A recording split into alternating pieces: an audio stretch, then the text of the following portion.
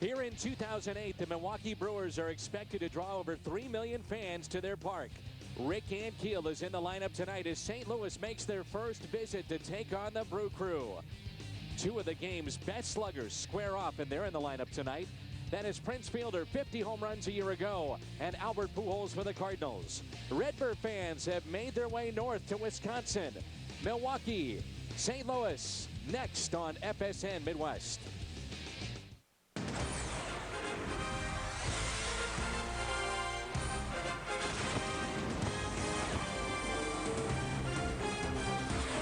Cool evening, but a pretty sky here in Milwaukee, Wisconsin. We're expecting a big crowd tonight. It's game one of a brief two-game set. The Cardinals and the Milwaukee Brewers here on FSN Midwest. It was just a week ago that we saw this team, and Prince Fielder spoiled what could have been a sweep for the Cardinals at Busch Stadium. A two-run homer, his first of the season, in extra innings off of Brad Thompson, and that salvaged a game for Milwaukee. As always, with my partner, Al Brabowski, I'm Dan McLaughlin. Delighted to have you with us on this Monday night. Now, when you take a look at Prince Fielder, only one home run so far this season. Braun has been struggling. Weeks is struggling. Hardy's not been great. It's just a matter of time, though. We expect that the Brewers offensively start to really pick it up. They have a lot of firepower, but as you said, right now they're not firing all cylinders. They really have struggled over the weekend. Yesterday they were 0 for 12 with runners in scoring position, but don't take this team lightly. All right, let's take a look at what has made the Cardinals successful so far this season. There's no doubt it's pitching. They are best right now in the National League Central Division collectively, a 3.34 ERA, and that is third best right now in the National League. Well, the starters have been very good. The bullpen's been even better, but anytime you talk about Adam Wainwright on the mound, you like your chances. Adams had success here against Milwaukee, but this guy is a horse. All three of his starts, he's gone at least 7 innings this season, and you expect that again tonight. There you see he's been 2-1 against Milwaukee in his career in his 10 appearances as a reliever, as a starter. He just saw them last week. We just saw Villanueva as well. So who's got the advantage in this game, the hitter or the pitcher? Well, oftentimes, you don't like to have back-to-back because that hitter gets a little bit of a read on you. But if you've got the stuff that Adam Wainwright possesses on every time he takes a mound, you'll go after that hitter anytime because he has so many weapons. They're still guessing 1 out of 4. All right, the guy that is at the top of this lineup for the Cardinals and got off to a slow start, but boy, since then he has really picked it up. It's their leadoff man. That is Skip Schumacher. Possesses a gun in the outfield. The leadoff man starts things off when we come back on FSN Midwest. Cardinals baseball on FSN Midwest is brought to you by Budweiser. Reach for the perfect balance of flavor and refreshment. Budweiser, the great American lager. By Auto Tire, for the lowest prices in town with 26 locations to serve you. You ought to go to Auto Tire, the tire pros. By Steak and Shake, famous for steak burgers. By Geico Direct, a 15-minute phone call could save you 15% or more on car insurance. And by Southwest Airlines. With Southwest Airlines, you're now free to be more productive. Visit southwest.com today. Right on time. Here comes the first pitch of the ball game, and it's a strike two. Skip Schumacher, and we're underway in this 4-game road trip for St. Louis. Skip has had success against Villanueva. Tonight's starter, he is 4 for 8 against him and rolls a slow ground ball towards first. The tag there by Villanueva. 2 pitches, and that's the first out in our ball game. Villanueva only 24 years of age, but he's facing a Cardinal lineup he's familiar with. Let's take a look at Tony La Russa's lineup. The Cardinals come in batting .275 as a team, which is 4th best in the National League. Currently Pujols .349 with 4 home runs, and we forget after what he did a year ago, the kind of start that he had. He was hitting .197 with 4 home runs just a year ago. And Pujols is batting 3rd in this lineup tonight. It's brought to you by Southwest Airlines, and this is Chris Duncan. And our Rico starter for the Milwaukee Brewers is Carlos Villanueva. 4th start, 2nd in a row against the Cardinals. 1 ball, 1 strike as Duncan spins away. Tony La Russa has talked about this number 2 spot in the lineup, wanting this to be a damage spot in his order, in particular when you have the pitcher batting 8th. Well, a position player that has a lot of pop. He likes to put a power hitter in the 2nd slot. And hitting in front of Albert, you're going to see a lot of strikes. And Duncan lifts it out to right field. Backing up a step or two is Corey Hart. Trots on the track. Another hard hit ball off the bat of Duncan, but an out. And there's 2 away. So the number 2 spot, Al, in this lineup obviously is crucial for Tony La Russa. But the number 4 spot is as well, and that's the man that hits behind number 5, Albert Pujols. It is Ryan Braun in left, Gross in center, Hart is in right, Hall, Hardy, Weeks, fielder along the infield. Jason Kendall is behind the plate. And here is Albert Pujols. He is 7 for 18 against this right-hander. Pujols with 16 walks. You see his numbers against the Brewers so far this year, hitting .273 with no home runs.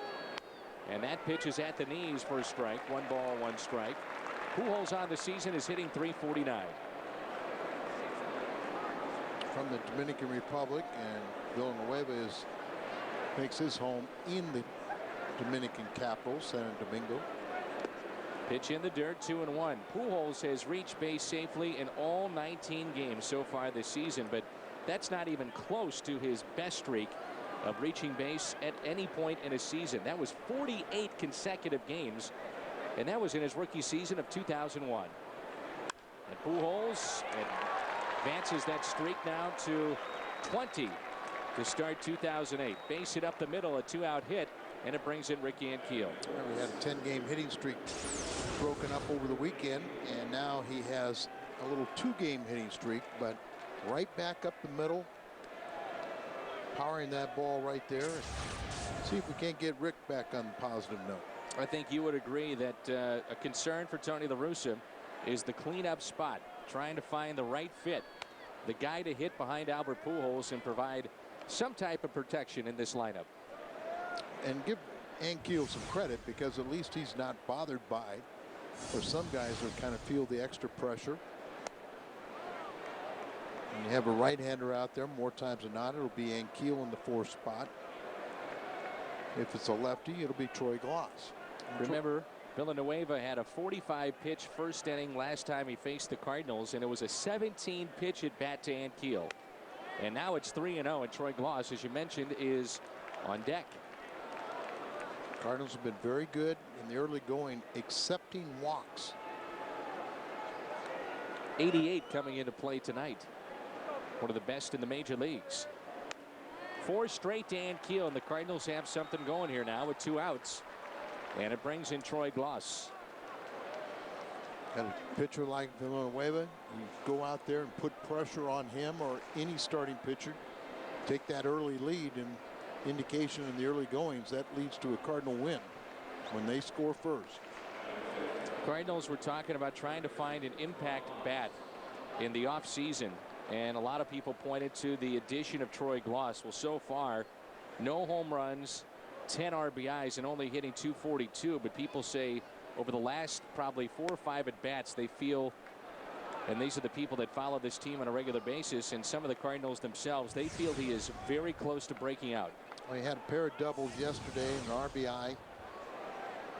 And he's starting to, he's a very streaky hitter. Right now, though, when you watch his swing, it's not that short, compact swing that you look at. It's very long right now. Right. It's a long swing. He feels like his timing is off a little bit. And we've seen a lot of little pop-ups of flares to right field. Troy is a big guy, too. He's 6'5", 230 pounds, and TV does not do it justice. When you go up and you shake his hand and you visit with him, he is huge. And looks like he could gain 20, 30 pounds, too. Let's see what he gets here on 2-1. Ankiel at first, Pujols at second. Speed pitch, and not a very good one, but called a strike. Ball was up in the zone. He's an off-speed pitcher. So a lot of times, what someone may think is a fastball count, he's going to throw an off-speed pitch. What does he want here on 2-2? Fans still filing in here to Miller Park. The next to Troy Glaus. So 3-2, and the runners off with this next pitch. The scouting report courtesy of our buddy Skip Schumacher, and here it is. Pitches backwards, so in a fastball county, throw an off-speed pitch and vice versa. Slow, slower, and slowest. Good command, but that's the one thing, they want to hit strikes. Breaking ball taken upstairs. Well, that's twice in that scouting report where it comes to fruition. 2-1 count. Throws an off-speed pitch to make it 2-2. You're expecting possibly the fastball on 3-2. He goes with a breaking ball. Well, in most cases, you throw a breaking ball, and you know when you're behind the count, you get a lot of hitters. But the only thing I'll disagree with Skip's scouting report is the command. And already a visit from the dugout of the Milwaukee Brewers. Remember, he got Schumacher to roll over a pitch for the first out. It was a hard hit ball by Duncan to right, a line drive out. Single by Pujols up the middle. Then a walk by Villanueva to Ankiel. The walk of Troy Gloss. And now you're bringing in one of the hotter bats in this lineup for the Cardinals, who is 2 for 3 against Villanueva in his career. And that's Adam Kennedy, and he's riding a 6-game hitting streak. And right now, you don't mind seeing Kennedy up there in a situation like this because he's stroking the ball pretty well. 5 for 8 against the Brewers in the previous series in St. Louis. The bases are loaded here in the top of the first. And the first pitch is taken for a strike on the inside corner. Adam hit over 500 on the homestand. Career with the bases loaded. He owns 1 grand slam and hitting under 200 in his career with the Sox Jam. Ooh, good rip and foul back for strike 2. Looking for that first fastball, and see, there's what you're talking about. He's ahead in the count and he throws a fastball, but Kennedy was looking for it, just fouled it back. That's surprising that his average with the bases loaded is under 200 because he's a career 270 plus hitter. More times than not, too, he'll put the ball in play. 0-2 the count on Adam Kennedy. Pulls it foul. So if you're Kennedy and you've just seen that scouting report of Skip Schumacher, which all the players have talked about, you're behind in the count, 0-2. What's going through your mind right now? Well, according to that scouting report, you know, he would waste a fastball. Probably try and get you to expand the zone with the fastball. The 0-2 pitch. Taken upstairs. There's what you're talking about. Fastball that was up. Yeah. Up. You know, defensively, they're playing him to the opposite field. So you got the fastball coming in. You wonder if Kendall's going to try and throw something off speed or even a fastball away. Wainwright would love to see a lead here in the top of the first. The 1-2 pitch. Kennedy. Shallow center. Hardy, the shortstop, calling for it. He puts it away, and the Cardinals will strand the bases loaded. Adam Wainwright takes to the hill when we come back looking for win number 3. Well, the Cardinals strand the bases loaded in the top half of this first inning. We move to the Brewers half here at Miller Park. Lineup brought to you by Southwest Airlines. It's a good one, but off to a slow start. Weeks, Hardy, and the reigning Rookie of the Year, Ryan Braun, here in the first. Then fielder, Hart and Hall. Gross, who is off to a slow start. Villanueva and Jason Kendall. Our Rico starter for the Cardinals is Adam Wainwright. In his 4th start, he's gone at least 7 innings in every start and averaged a walk per start. He was only allowed 1 home run, so you can see how dominant he's been and really going out there and showing his intestinal fortitude. I just love to watch him pitch. Well, the thing you love about it too, Al, is watching him and his mound presence. I mean, you talk a lot about that, but he wants to get the baseball, gets his sign, and here it comes. So again, he is our Rico starter, and that's a check swing by Ricky Weeks, who has already scored 15 runs on the season, despite the fact he's hitting under 200. Yeah, he's had a streak of at least 17 games where he scored a run, dating back to last year and earlier this season. The 1-1 pitch. Fouled back. But you watch Wainwright, and he just has the kind of presence that you want to see out of every starter, but certainly your number 1. Well, you know, he doesn't show a weakness to a hitter. You know, I learned sitting in the bullpen, I could see certain pitchers that, almost like their knees were shaking or they were nervous with a certain dramatic hitter would come to the plate. And I said, if I could see that sitting in the bullpen, what do you think that very confident hitter sees standing in the batter's box? So you try to present a very positive mental picture. And right now, Adams having a little trouble getting the ball down in the zone. We could see him just step off the mound, and he did something that's correct of any pitcher. If you go to your mouth, get a step off the mound, onto the grass, you want to lick your fingers, rub them off the uniform, and then make the indication to the umpire, which he did. That's off his glove, slowed it down for Kennedy, and Ricky Weeks is the first out. It was almost as if he was just trying to collect himself out there, and he gets the first out here in the bottom of the first. We highlight Adam Wainwright. The defense brought to you by Auto Tire. Let's go around the horn. Duncan and Keel, Schumacher in the outfield, Gloss, Isturis, Kennedy and Pujols along the infield, and Yadier Molina is behind the plate. Here's J.J. Hardy, the shortstop, hitting .231, 1 home run and 6 RBIs, and the first pitch is taken for a strike. J.J. picked up his first home run, in yesterday's ball game in Cincinnati. Cardinals every 5th day when number 50 is on the mound are always looking for a start that will allow them to rest a bullpen, but that's clearly evident today because it is a bullpen that has been used an awful lot the last couple of games. Well, and that's why they made the move they did, activating Russ Springer, sending down Rico Washington. So that'll last for a couple days. Remember, you got Reyes went 3 innings, Falone went 3 shutout innings yesterday. So, and there's that good curveball. Strikeout of Hardy. And another question mark would be Brad Thompson. So 2 outs, and there's that nasty curveball from Adam Wainwright. See the grip right there, off center, get to the point and pull down the lampshade. And the 12-6 action. Carlos Beltran knows a thing or two about that curveball. Oh yeah, a lot of hitters in the National League. And that was the year, of course, that Wainwright was the closer back in 2006 once Isringhausen was hurt. And he was absolutely terrific in the 2006 postseason. You see Braun's numbers. In that postseason, Wainwright's 38 hitters, and he struck out 15 of them. Braun deep into left. Down the left field line, and it is caught. It is caught by Duncan at the wall. Just a routine 1-2-3 inning for Adam Wainwright. Braun was trying to pick up his 4th home run, but Duncan, a nice play near the wall and left, shaking his head. We move to the second, and there's no score.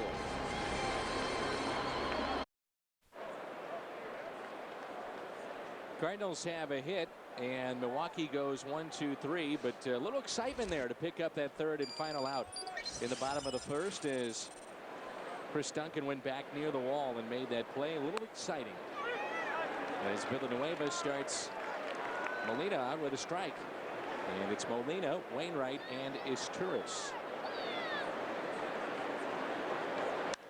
There's a ground ball hit to second, couple of hops on the outfield grass. Ricky Weeks.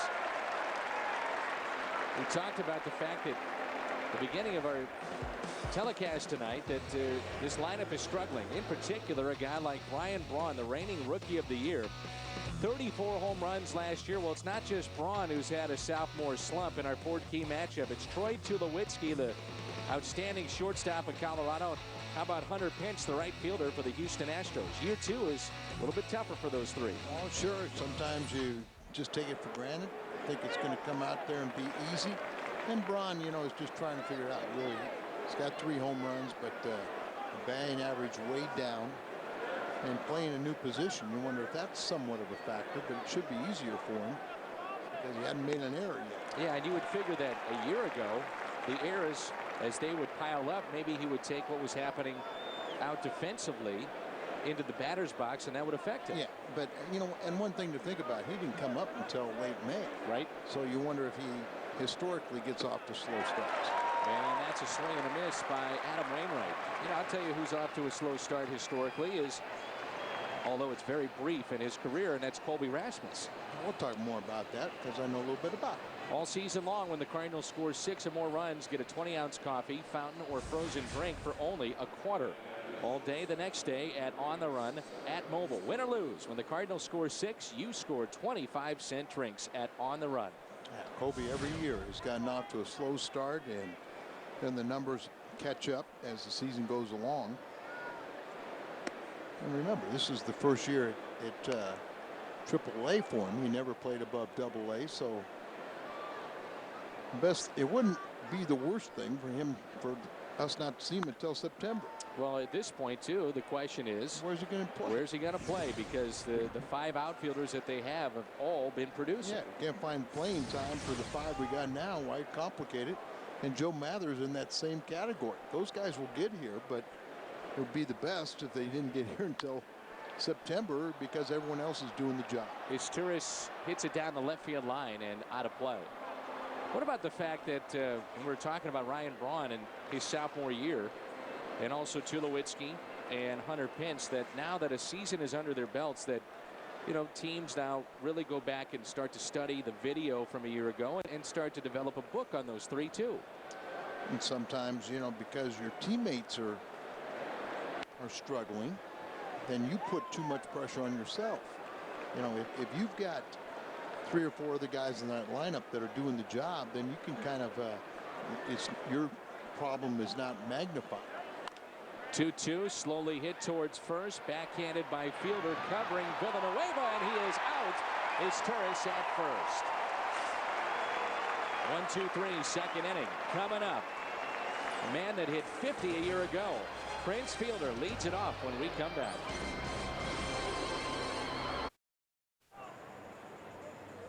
Welcome back to Miller Park. The Mad Hungarian, as you well know, taking a 6-month tour around the universe, and here he is.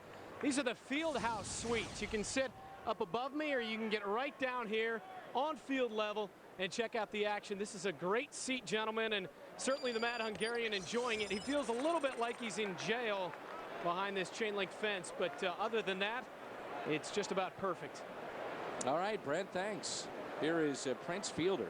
I'd like to ask him how he knows. Never been to jail.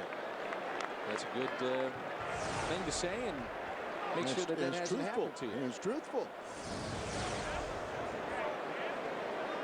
Well, you come to a Brewers game, and you better be ready to tailgate here in Milwaukee, Wisconsin. The 2-0 pitch, now 3-0 to Fielder. Cardinals really didn't give Fielder anything to hit in that first series, but when he got something to hit, he made the most of it, and that was a game-winning home run, and that's his only home run so far this season. And it was a breaking ball from Brad Thompson, not his sinker, and it cost the Cardinals the final game of that series. 3 balls and a strike.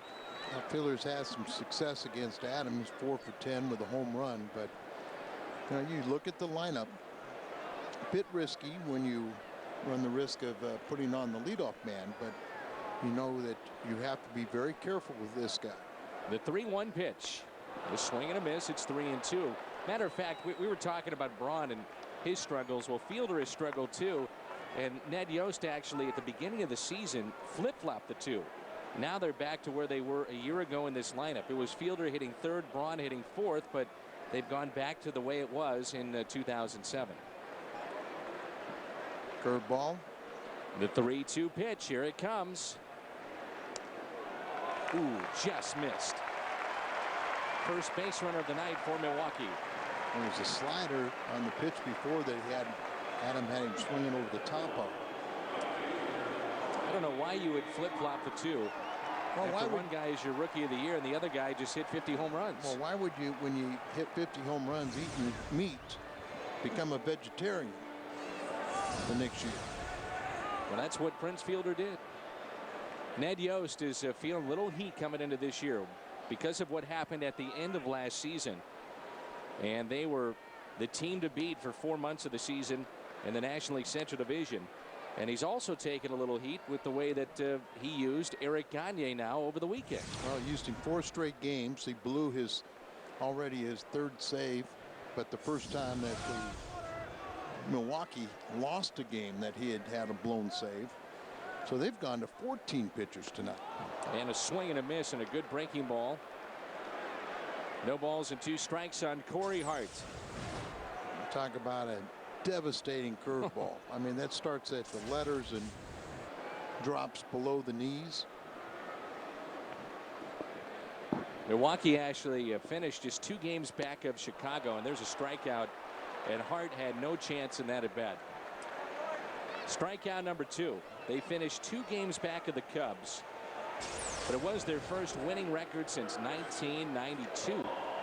Cutter out there and good location. Corey Hart is 1 for 10 when facing Adam.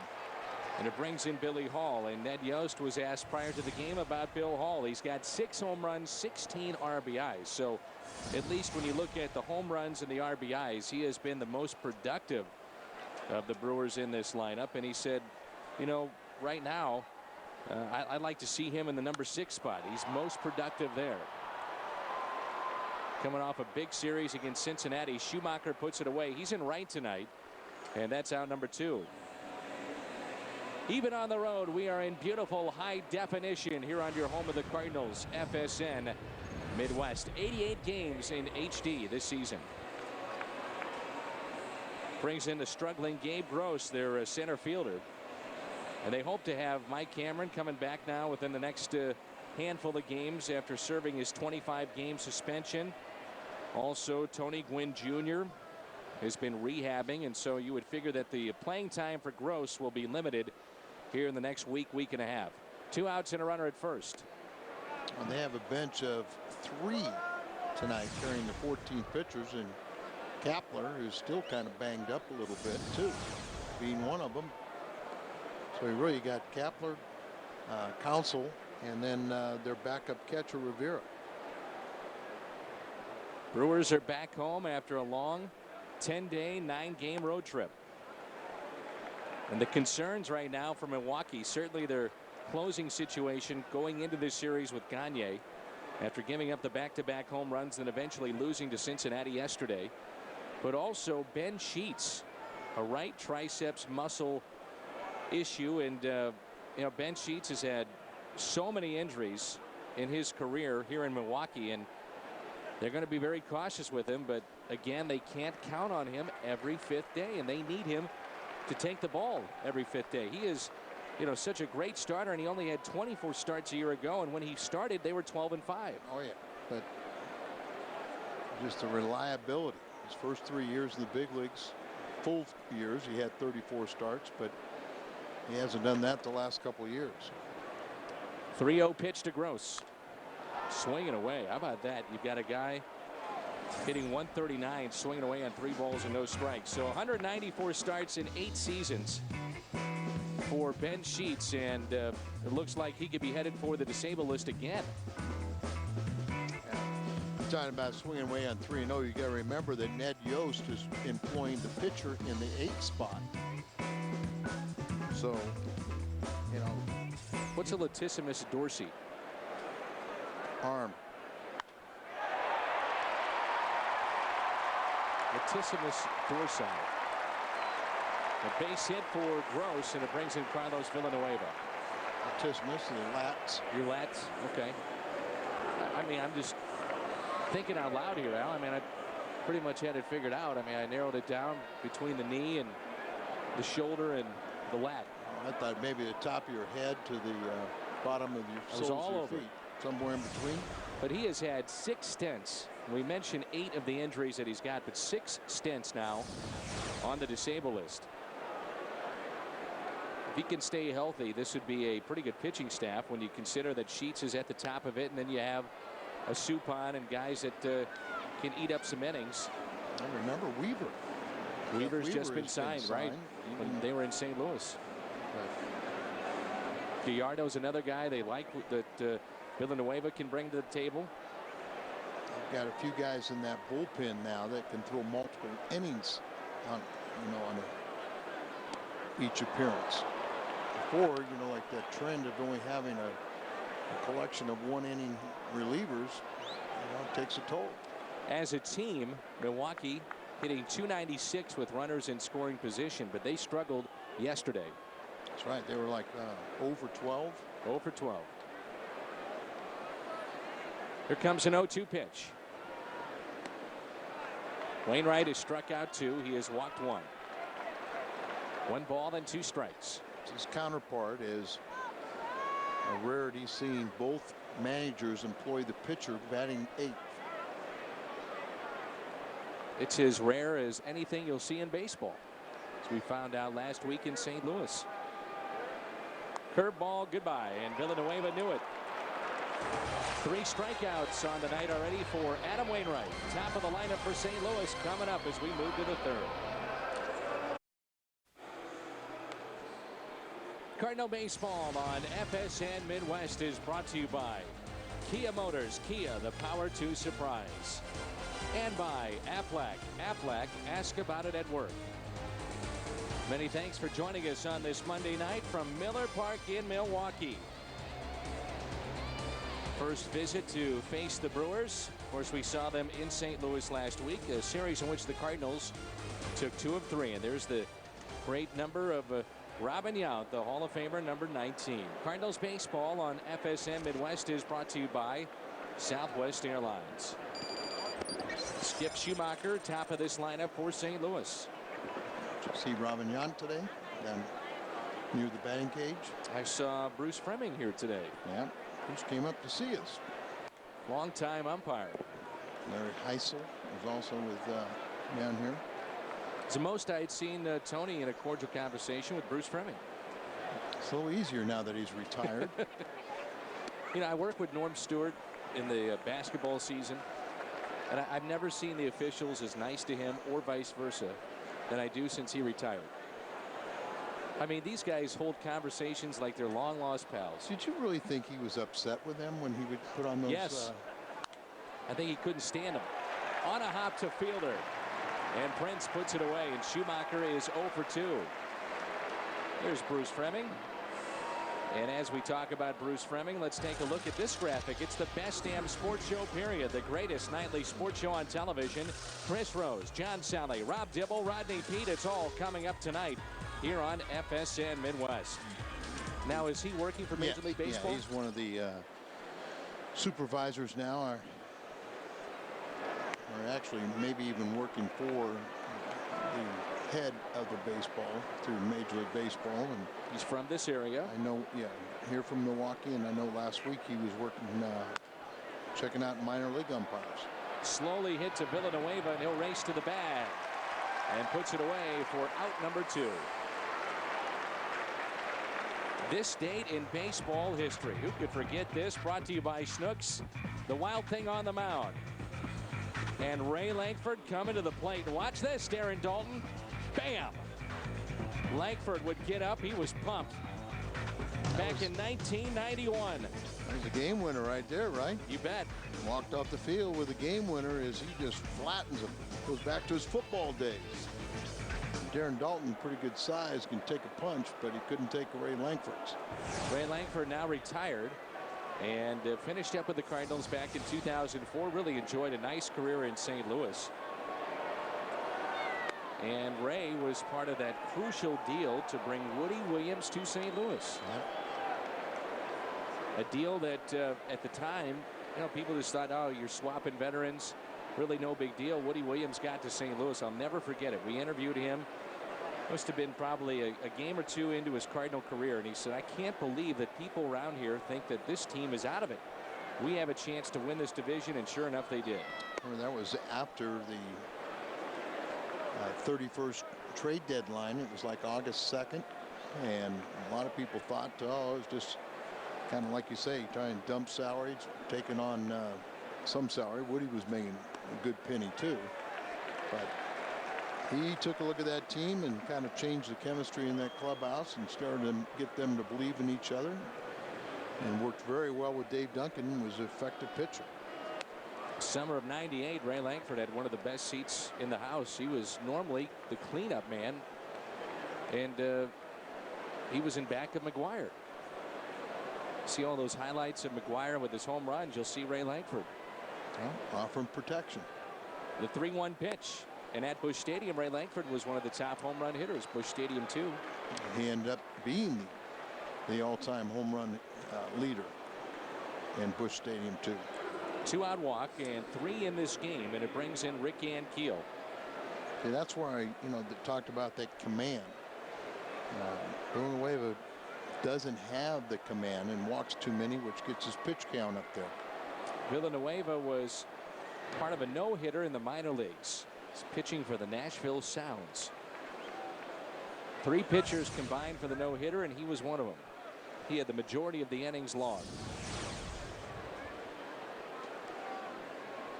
And Keel looks at an off-speed pitch, low and in. I bet there aren't too many complete game no-hitters in the minor leagues because don't let them throw that many pitches. What'd you think of Lincecum the other day? I mean, it's hard not to just look at that guy and say he's going to be a star. Speaking of young pitchers. Barring injury, but he's figured things out very quickly. Now, this is really his first full season in the big leagues. Cardinals, by the way, start play today. A half game back of the Chicago Cubs. Cardinals are 12-7. Chicago is 12-6. They're taking on the Mets tonight.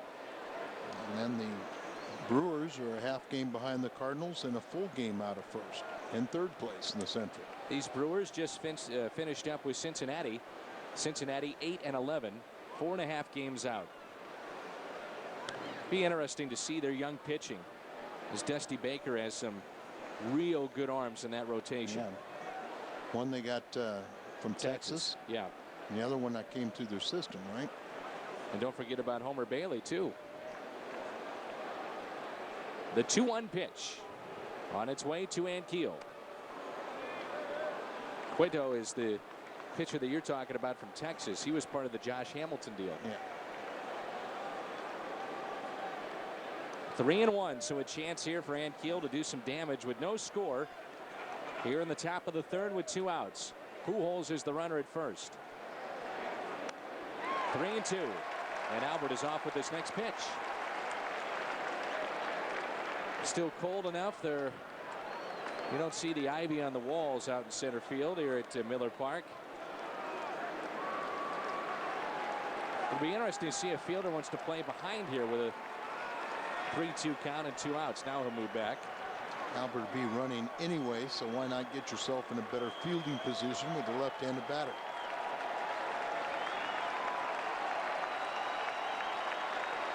There he goes. Good jump, and ball 4. So 4 walks already for Villanueva. 2 in this inning, and it brings in Troy Glaus. That's not how you stay into a ball game very long, is it? No, it's not. It's 11 walks and just 18 innings, 18+ innings. You were talking about the Hall of Famers here at Miller Park. The numbers that have been retired: Hank Aaron, Raleigh Fingers, Don Sutton. Glaus in the air out to deep right field. Hart is back at the wall. He leaps. It's off the wall. 1 run is in. Ankiel will score. 2-0 Cardinals as Troy Glaus delivers another double. 2-zip St. Louis here in the third. Starting to pick it up. 4 for his last 8. Well, back in the first, it was Chris Duncan near the wall. Made this a lot more exciting than it needed to be, but he did come up with the catch. That's the bottom line. And then this play in right, a near great grab by Hart, leaping off the wall near that 374 sign, and Glaus another double. Boy, those are piling up, just missing the home runs. 8 doubles for Glaus. Right center field, and the catch is made by Glaus. So the Cardinal third baseman winds up picking up 2 RBIs. 2-zip St. Louis midway through 3. 2 hits for the Cardinals tonight. Bottom of the third rolls in. Troy Glaus another RBI double. And that plates 2. And Glaus now with 12 RBIs on the season for St. Louis. A 2-out RBI double. We're going to see a press conference momentarily from Jeff Suppan before tonight's game, and he's doing some good work here in Milwaukee, just like he did in St. Louis, in particular for the troops. He has donated 4 seats behind home plate for every home game for the Milwaukee Brewers. Soup and his wife Dana have made sure to make that something that is very important to them as they give back to the community here in Milwaukee. And for every strikeout, he also donates money, but has donated 4 seats to the troops. Remember, that was for the Intrepid Fund. Right. The 1-1 pitch to Jason Kendall. Down the right field line, fair. Over to get it out, it's Schumacher. How about Jason Kendall and the start he has had wearing this Brewers uniform? So a leadoff double for Kendall, and back to Jeff Suppan before tonight's game and his wife Dana as they address the media here in Milwaukee. And those seats will be the camouflage right behind home plate. And it's great to see what he has done to give back. The National League Series MVP back in 2006. It's very important to do that. Nice to see Mark Bulger doing a lot for renovations at the USO at Lambert International Airport. Well, you know what? I think, though, Al, when you live in a city and you make that kind of money, it's your responsibility to do things like that, to be available for charities or to donate money. A lot of guys don't want to do it. They want to do it quietly, and that's fine, too. But it's nice to see. Leadoff double by Kendall, and now top of the lineup, Ricky Weeks. Grounded out to second his first time up. I'm sure you would agree with me. Oh, absolutely. Yeah. No, it's a privilege and an honor to wear a major leaguer uniform, no matter what sport you're doing. It's not a right, and with it comes responsibilities, and giving back is one. Ricky Weeks waves that bat, similar to that of Gary Sheffield. 1 ball, 1 strike. Gary Sheffield closing in on a milestone. Manny Ramirez closing in on 500. We've got Ken Griffey Jr. close to 600. Runners in scoring position, and Weeks is 2 for 19. Leadoff double by Kendall. Count of 2 balls and 1 strike.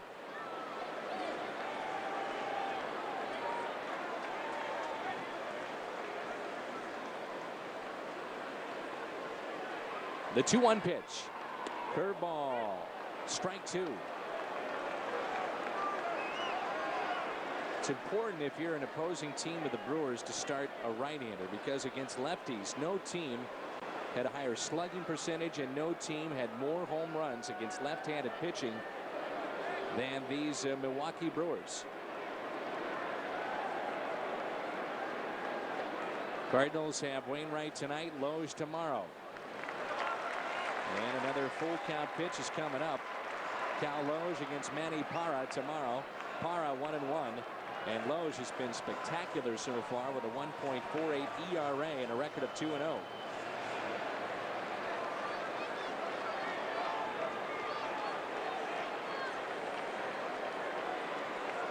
Brewers are just asking Weeks to move this runner over, if not drive him in.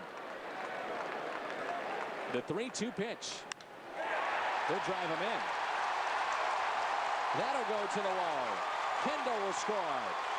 Weeks has an RBI double. 2-1. St. Louis. Back-to-back doubles here in the 3rd. It's only the 5th RBI for Ricky Weeks, and he has 3 home runs.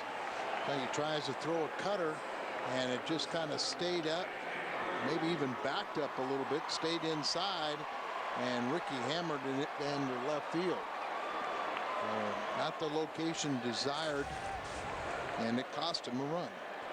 Still nobody out here in the bottom of the 3rd. Here's J.J. Hardy, the 2nd place hitter for the Brewers in their lineup. Struck out looking his first time up. Bloss is in over at 3rd. Pujols even with the bag at 1st, and the pitch is hit out of play and foul. And you look at Hardy and at shortstop, and you know, now shortstops, Al, are asked to not only field a position but hit home runs, and he can do that. He hit 26 home runs last year. He was an all-star for the first time and set career highs in every offensive category. Here comes an 0-1 pitch. Did you know with J.J. Hardy enjoys playing ping pong? But then again, who doesn't? Maybe that's how he developed those soft hands. He enjoys playing ping pong. I'll tell you what, it'll help you hitting. Hand-eye coordination also. The 1-1 pitch from Wainwright instead of check on the runner at second. And Weeks is back in there safely. Kennedy playing very close to the second base bag to try and shorten up the lead of Weeks.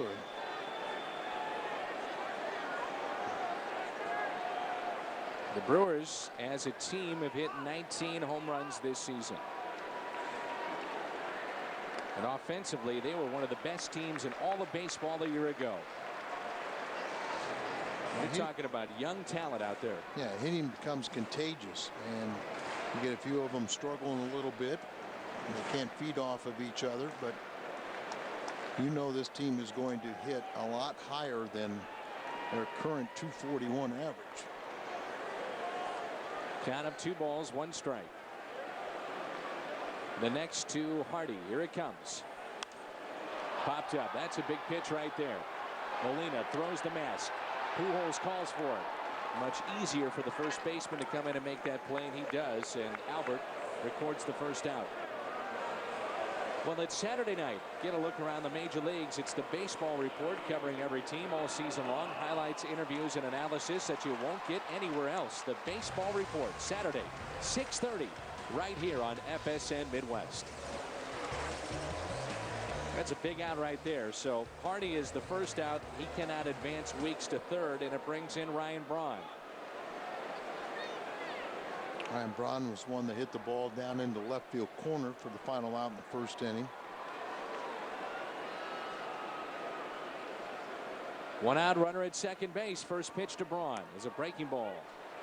The one thing I noticed in that first series against Milwaukee is that Braun saw breaking ball after breaking ball after breaking ball. There was not a lot of changeups, not a lot of fastballs. Yeah, and what you really rather see is the curveball rather than the slider. Starting him off with that get-ahead curveball, strike 1. Ryan Braun played every game last season over at third base, and he has moved to the outfield. That's a position that he has never, ever played the major league level. Some people say he never played third base either. It was a struggle, to say the least. That's strike 2. Good pitch right there. Jammed him with the fastball up and in. Couldn't get his arms extended and got a cheap strike. The last Rookie of the Year for Milwaukee, 1992, Pat Listash. And it was a short-lived career for Pat. Oh, yes.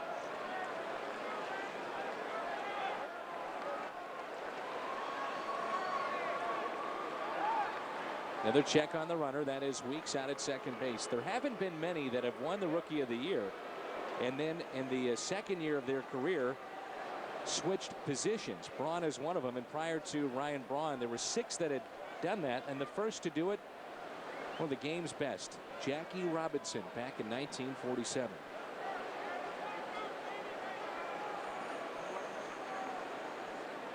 Here comes the 0-2 pitch. In the dirt, scoots away from Molina, but Weeks will stay at second base. And the last to do it, as far as switching positions, David Justice did it back in 1990. He was at first base and then the outfield. See the breaking ball and kind of got underneath the right arm of Molina. Got behind him, but Ricky Weeks, instead of having his momentum going towards third on a secondary lead, he had already started moving back to second.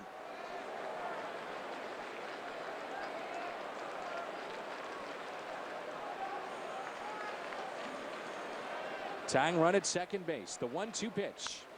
Breaking ball then spoiled by Ryan Braun. How about our outfield arms? Now, we always talk about the opposition. How about for the Cardinals? And tonight it is Duncan, Ankiel, and Schumacher. Well, Duncan plays left field. He has the weakest arm by far, but it's fine as a left fielder. Then you got Ankiel has an exceptional arm, not only arm strength, but his accuracy is very good. And Schumacher's the same. He's already thrown out 2 runners trying to score this season. The 1-2 pitch to Braun. I want to go back to Schumacher for just a moment. I was visiting with him last week, and I said, I understand you were a pitcher in college along with being an infielder and a guy that played every day. I said, what were you clocked at? What was the highest you got 94. clocked at? He told me 95. Yeah. Mid-90s for Skip Schumacher. What are you upset about? You didn't have to face him. I would love to face him. He was throwing hard. Mid-90s. They sure changed his position quickly, didn't they? It was probably straight. Not a lot of movement. There's a base hit into left. Here's the arm of Chris Duncan. Here it comes to the plate. Missed the cutoff, throw to second, not in time. And now it's 2-2. You can have the strongest arm in the world, but you got to hit the cutoff. That's right. And he threw a rainbow up there, which is why the cutoff man couldn't get to it and why Braun ends up at second base. And you've got to throw the ball on a lower trajectory so you can cut it off. Troy Glass comes in there, and it's way over his head. It's a rainbow, and that allows the batter to go from first to second. Charges well, and then there's just too much of a rainbow on it. They will walk now Prince Fielder. There are 3 hits in this inning. A pair of doubles and a single. The double by Kendall to start the inning. Then the double by Weeks to score Kendall. A pop out by Hardy over to first. And then Ryan Braun with a single winds up at second base. And it's first and second now after this walk intentionally to Prince Fielder to bring in Corey Hart. It's 2 walks to Fielder.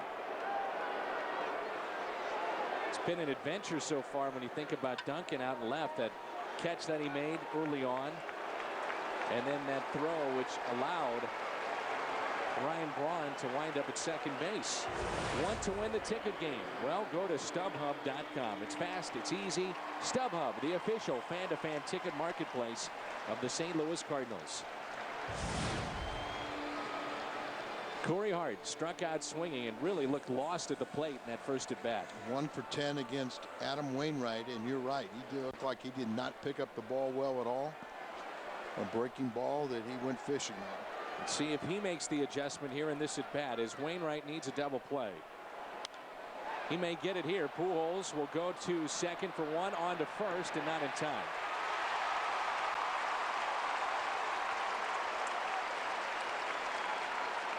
First and third for Billy Hall with 2 outs. Miller Park, it opened up back in 2001.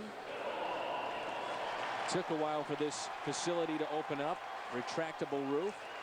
And as we talked about during our open, they are expected to surpass the 3 million mark in attendance this year. Coming off a thrilling season a year ago, and a season in which they came up just a little bit short. Ended up about 2.87 million for a franchise record a year ago in attendance. Bill Hall flew to right his first time up.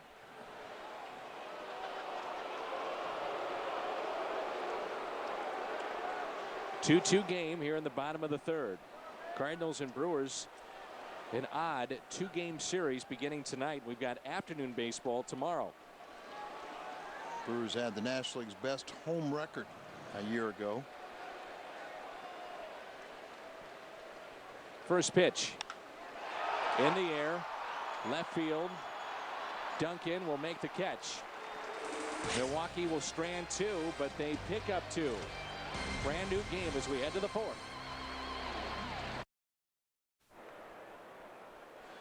It'll be Molina, Wainwright, and Izturis as we move to the top of the 4th, and we're tied up at 2-2.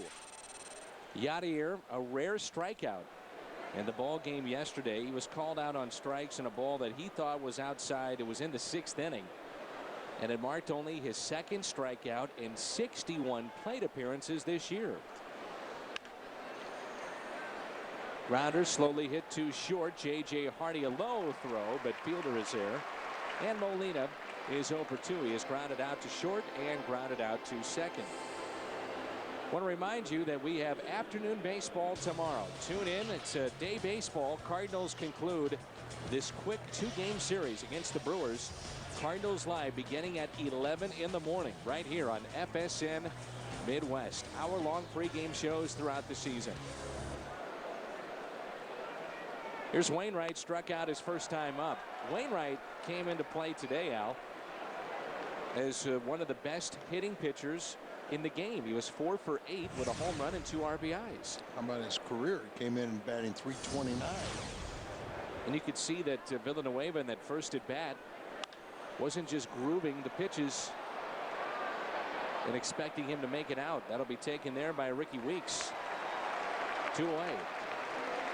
There's been a history of some good hitting pitchers that you just have to treat them almost like a position player. And Wainwright getting some of that same respect. How concerned are you right now about the 9th spot in this lineup? And we're talking about Cesar Izturis. The walks have been okay, but the average is not, and he is well below that 200 mark. He's at 189. Well, remember, in an ideal situation, they never got him for his offense. You know, make all the plays defensively. He's been a plus because of the accepting walks and keeping the on-base percentage up. Having said that, though, you've got to have this hitter get on base some way, somehow, serving as that secondary leadoff man, and by hitting just 189, that's not going to cut it. And I think what you're really talking about too is when you know, at times we were concerned about 6 through 9 in the batting order. You know, them doing something and getting, you know, either starting rallies, sustaining rallies, finishing off a rally. But there's some concern with the lower end of this order. Not some. I think there's a lot. As Izturis pops it up on the infield. Ricky Weeks is there, and he puts it away. Cardinals go 1-2-3. Midway through 4. We're tied up. It's 2-2. And we're back, and we talked earlier in the telecast about these USO seats that Jeff Suppan has donated for the rest of the year. Every game I'm with Jeff Demet. He's in the Army. He's been there 16 years. But I got to ask, what kind of a thrill is this for you? This is a once in a lifetime because, you know, you don't get this day, you know, opportunity every day. I mean, come here and sit behind home plate and also get to meet Jeff Suppan earlier today. It was like once in a lifetime. And it just makes you feel special. It's really good. Tell me about your conversation with Jeff Suppan. I guess it was just, he's a down-to-earth guy. I mean, you talked about, you know, us in the military and what we do and what he does as a pitcher for the Brewers and how they really support the military in every aspect. So it's awesome. And you're stationed currently right here in Milwaukee, but I understand you did a tour in Iraq, 04 and 05. What was that like? It was good. It was scary at first. I mean, like anyone else. You know, our tour of duty, I was in charge. I was a platoon sergeant, so I was in charge of a lot of responsibilities over there. But you kind of overcame that, and, you know, we did our job, and we all came home safe, which is, you know, what we're shooting for. No doubt about that. What about on the baseball field here, this Brewers team? Your thoughts on this squad right now? You know, being a young team, and, you know, last year where they went, and then now what they've started out, showing what, you know, what talent they do have. You know, there's a lot of potential here, and you know, it's a thrill to see such a good team, you know, and be associated with them in Milwaukee. Jeff, we're in row 13. Near as I can tell, nothing wrong with this seat. Do you have any problems right now? Oh, no problems at all. It's what anyone that would want to be here at Brewers game to experience what we can experience. It's phenomenal. Thanks for taking the time to chat, and thanks so much for all of us out there for your service. Thank you, and thank the Brewer organization for these awesome seats, and Jeff Suppan and the USO. All right, Dan and Al, back to you. Brent, great job. That's 2 strikeouts, and this is great stuff from Adam Wainwright. He has struck out 4. Good curveball there, and you look at it, the curveball has been nasty. There have been a few times where instead of going to that curveball, it looked like they've gone to the slider, and he's gotten in a little trouble. It's a little flatter, not having the downward tilt, but that curveball's been good. Strike to Kendall. I was in a cab today that was driven by a Vietnam veteran that was in the Marines, and I thanked him for everything he had done for us. And then I was in the airport today with a number of our servicemen and women who had served in Iraq. And I mean, every time I say thank you to these people, they say, don't thank us. Don't worry about it. This is part of our duty. But we mean it with the bottom of our heart. We can't thank you enough for everything that you do for us to enjoy what we do for a living and come to a ball game and have fun. And want to recognize Jeff Suppan, because we, as a person, you know, you miss him in St. Louis. He's such a good guy. He and his wife Dana were fantastic in our town. I know it was tough for him to leave. I talked to him about it. And Soup is now making headlines here in Milwaukee and doing the right things here in town, and just doing a great job, and we appreciate everything he did. Of course, you know, the airport here in Milwaukee has a military connection. General Billy Mitchell, who was the father of the Air Force, as he almost got court-martialed for demonstrating air power. The 1-2 pitch, right center, good jump that time by Rick Ankiel. I can remember only one time that he's had a false jump so far this year. Top of the lineup coming up, 2-2 after 4. Top of 5 rolls in, and it's 2-2. Milwaukee has out hit the Cardinals 4-2. We're back at Miller Park. You can watch the Cardinals on MLB.TV all season long. It's where baseball is always on. MLB.TV. Father and a son, we presume, even though the father has the Cardinal cap and the son with the Brewers jacket and the Brewers hat. So Black sheep. Okay. It's the way it's going to be said. Rebellious young man. In the air out to left, one pitch and an out. All of a sudden, Villanueva has really settled in. That's now 5 straight he has set down. Well, 5 straight. He's only had trouble with 3, 4, and 5 in the Cardinal lineup. He's retired everybody else. Gotten Schumacher 3 times, Duncan twice. And then, you know, Albert, a base hit and a walk. A couple walks to Ankiel. A base hit and a walk to Gloss. Last couple of the years, Tony La Russa would use Jim Edmonds in this spot along with Duncan. And it certainly is a nice way to ease in a young player, to hit in front of Albert Pujols. Our Firestone in-game box score, and of course the roof is closed here in Milwaukee. Not much hitting done on either side. Cardinals only with 2 hits. Pujols with 1, Gloss with the other. Gloss a 2-out double off the wall in right. And there's the fastball. Duncan has flied to right and grounded back to the pitcher, but this is a spot that Tony really wants to see some damage from, as we talked about, you know, the beginning of the game, that you got to get people on in front of Albert Pujols. It has to happen, and you have to have protection behind him. And so far, really hasn't been done. In the air to center, diving attempt, no good by Gross. And Duncan a wide turn around first, and he'll stop right there. So a 1-out base hit here in the Cardinals half of the 5th. There's your base hit in front of Albert. Gross comes in on this ball, tries to backhand it. When he hits the ground, it gets away from him. Pujols singled back in the first. He has now reached base in every single game this year. He has also walked, so his on-base percentage is on the rise, and it came in at .481, which was 3rd best in the league. And Pujols pops it up a mile high, and I mean a mile high. Fielder is there and puts it away. 2 outs. Good pitch right there. You know, Virgil Vandahar Sr. was upset with that one. He wanted to see Albert smoke one off the wall. He's also a guest here of Jeff Suppan. But here's a great pitch right there. Ball up, and one of the few times that Albert can't center that one and hit it high into the rafters, but it came down in Prince Fielder's glove. So tonight it is Ankiel trying to provide some type of protection behind Albert Pujols, and he takes a breaking ball at 71 miles an hour for a strike. Just kind of that get-ahead breaking ball. I mentioned at the bottom of the fourth, we really haven't seen Ricky Ankiel take many bad passes to fly balls out there in center field. He seems to be more comfortable in center as opposed to right or even left field. And there were times last year that he looked a little awkward. He made the plays in right field, but had really awkward awkward approaches. But you're right. And for him, it's easier to play center. Why do you think that is? The hardest ball is the one that's right at you in center. And that's the only one we've seen him mess up. We messed one up in St. Louis. I don't think we both thought he wouldn't have caught it, but he had an approach. But you know everything's left to right.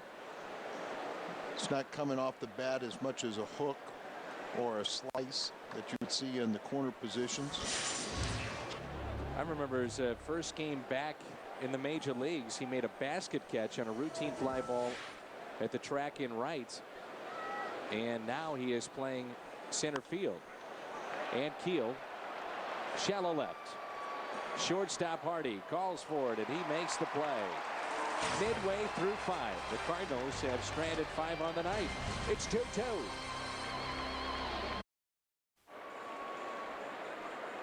Take a look at our What's on Tap, and it's, as always, brought to you by Bud Light. Bud Light keeps it coming.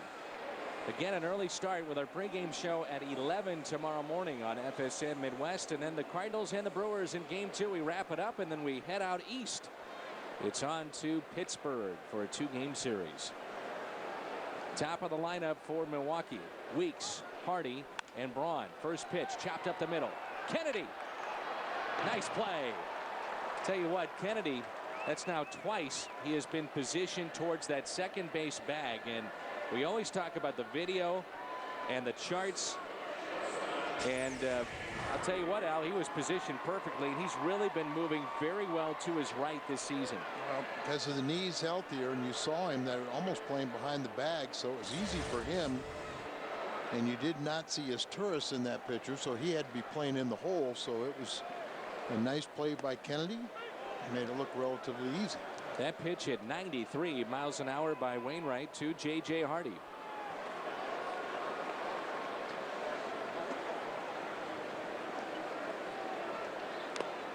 Good pitch. 0-2. Hardy is 0 for 2. Struck out looking and also popped out to first. 2-2 game as we play here in the bottom of the 5th.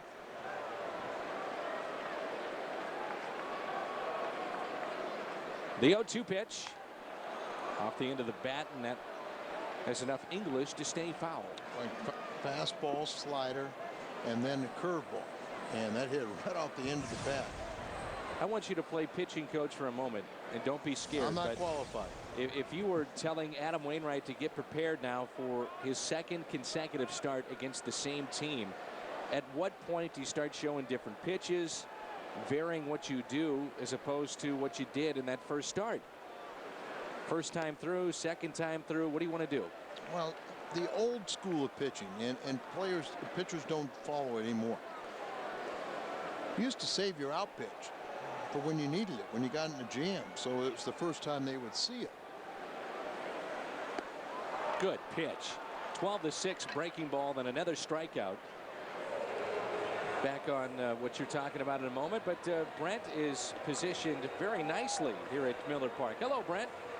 Guys, I can barely hear you because I can barely stay awake sitting back in this lounge chair. Not that I'm not enjoying you guys or the game, but I'm with Kurt Spencer and Bobby, and boy, there are less comfortable places to sit. Kurt, how's this for you? Excellent. By far the best seats ever. I could sit here all season long. And I understand I've got $1 on the brat tonight. I walked up here and these guys said, you want to jump into the pool?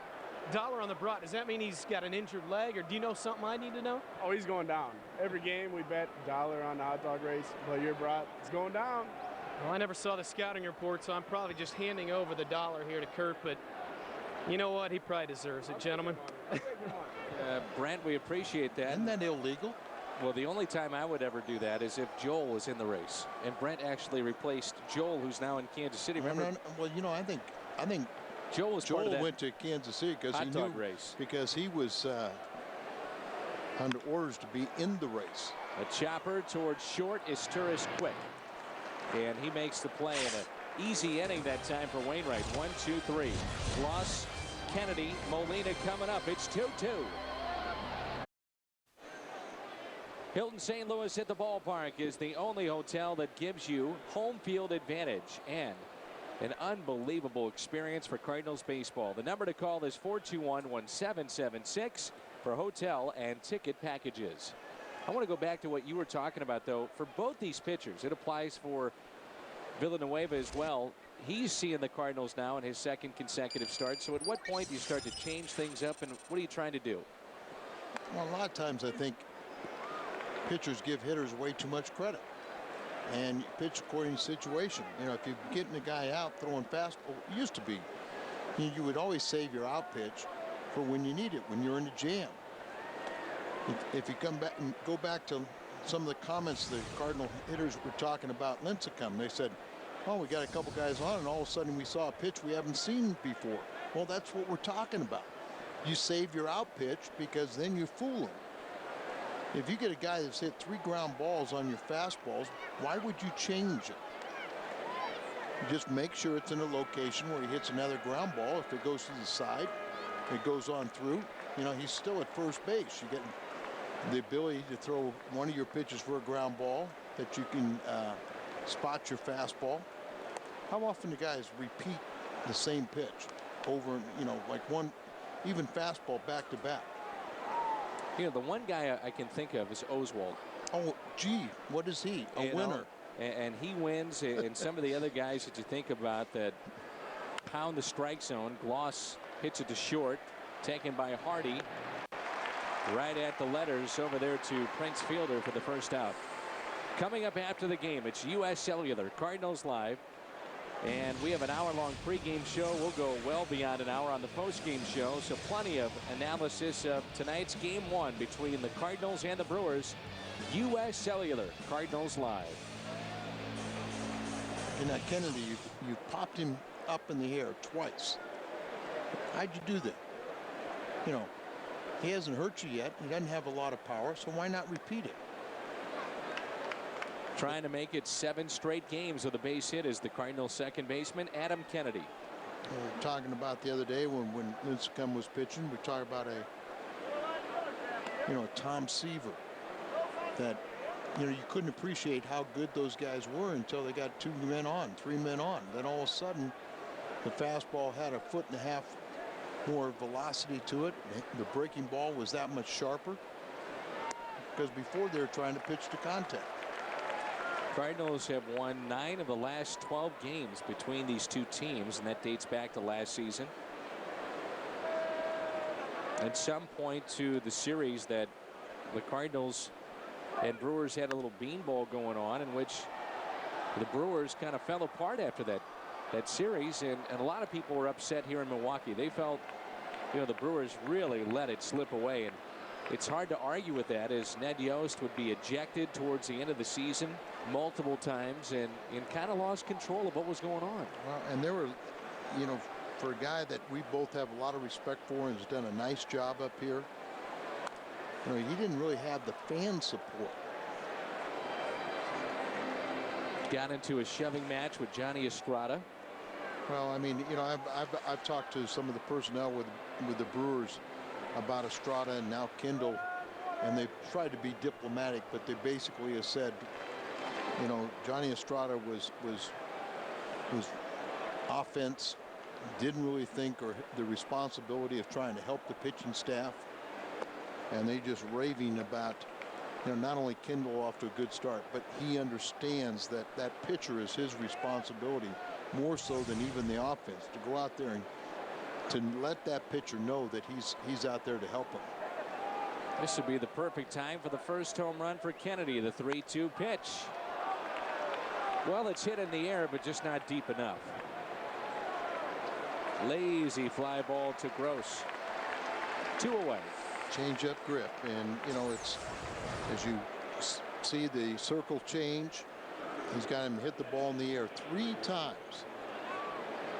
And way out in front, even though that ball was up a little bit, it was far enough away, and with his uppercut swing, it was, you know, 3 balls in the air, 3 outs.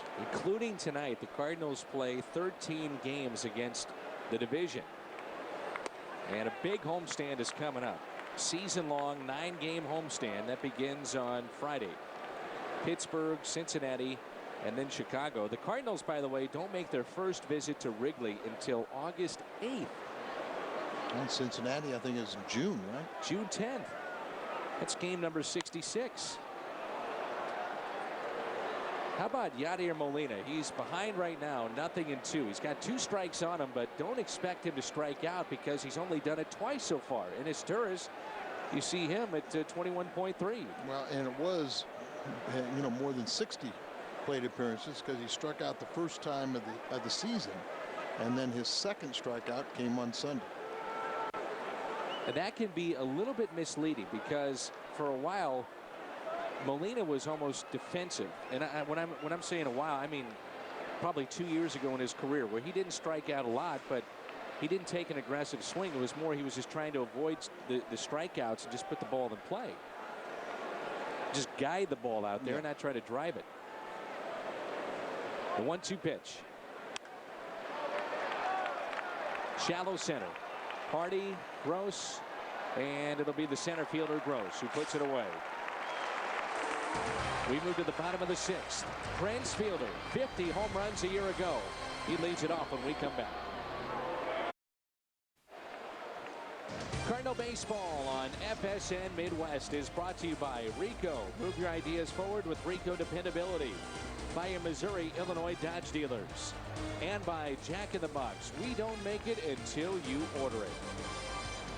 This is a fun little trek up from St. Louis to Milwaukee.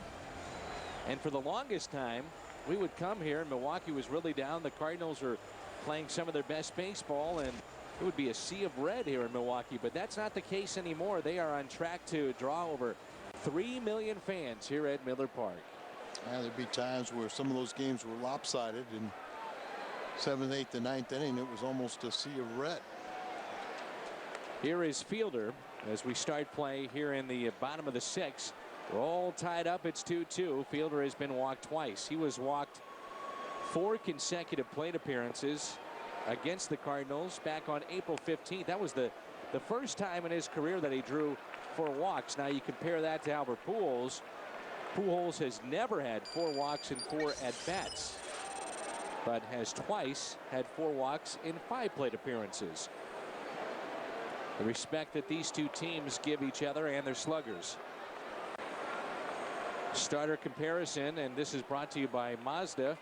Wainwright, 5 innings, 4 hits. Both runs have been earned. He's walked 2 and struck out 5.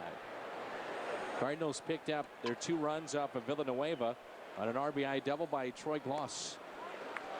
That's ball 3, 3-1. So 3-1, Al, and you're on the mound. You've got to be real careful with this next pitch to Prince Fielder.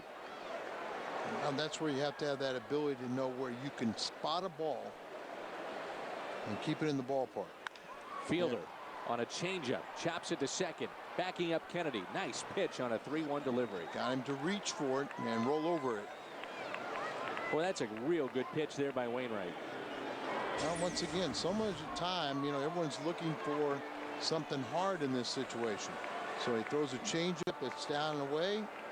Really not even down, but got him to roll over the top of it, trying to pull that pitch. Adam Wainwright was on an FSN Spotlight, and we asked him about growing up in Georgia. And he was all-state football and baseball. He was a kicker and wide receiver. And he grew up a Braves fan, watching the Braves on TBS. He said it was a thrill to be drafted by them. But then he told us, he said, after I got my contract from St. Louis, I wish it could have been a 10-year deal. I'd like to come and be a part of the St. Louis Cardinals forever. He's got that chance. The way he's pitched in St. Louis, I'm sure it's mutual. Jammed him. Hart grounds too short, 2 away. What's interesting is to see a guy like Wainwright have a year as a reliever, coming off a year as a starter, multiple years, and then to see what he did as a reliever a season ago. This is our pitch by pitch brought to you by Chevrolet. Set up away, and it's down away. Liked it, didn't get the call. Now he misses, so it's 2-0. And then he jams him. They see the ball running in there, jamming, got the ground ball out. They always say a concern, Al, for pitchers is that after a year of being a reliever, running into a dead arm stage or multiple dead arm stages as a starter. And a year ago, he had 202 innings pitched as a starter coming off that year, his really basically first full major league season as a reliever. Well, in his case, it's not so much of an issue because he was trained as a starter all through the minor leagues, where Looper really defied the odds for a guy that had nearly 700 or 600 appearances out of the bullpen before he got his first start. Then you would think that, you know, he was concerned, and that really wasn't an issue with Looper either. Count of 1-1 on Billy Hall. Swing and a miss, and it's 1-2. So 202 innings last year for Wainwright. Fingers crossed. At some point, you're thinking this staff could be one of the best in baseball if you get a Wainwright, a Mulder, and a Carpenter.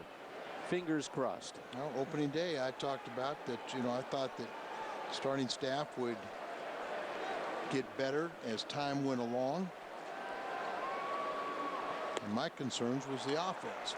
Strikeout number 6, and that's been a concern tonight. The offense, only 3 hits for the Cardinals. Wainwright leads it off from Miller Park when we come back in the 7th. You can win a 2008 Hyundai Sonata during our long drive innings. Normally that takes place right here in the 7th, but right now you have to register before we start drawing some of those names. And register at your local Hyundai dealer. Here's Adam Wainwright, 8-9-1 in the lineup for St. Louis. Villanueva pitching into the 7th. And Al, you and I were talking about this, going deep into games, and it's a lost art in the game of baseball. We did a little research. Starts as Wainwright hits it deep into left center field. That'll stay in the ballpark.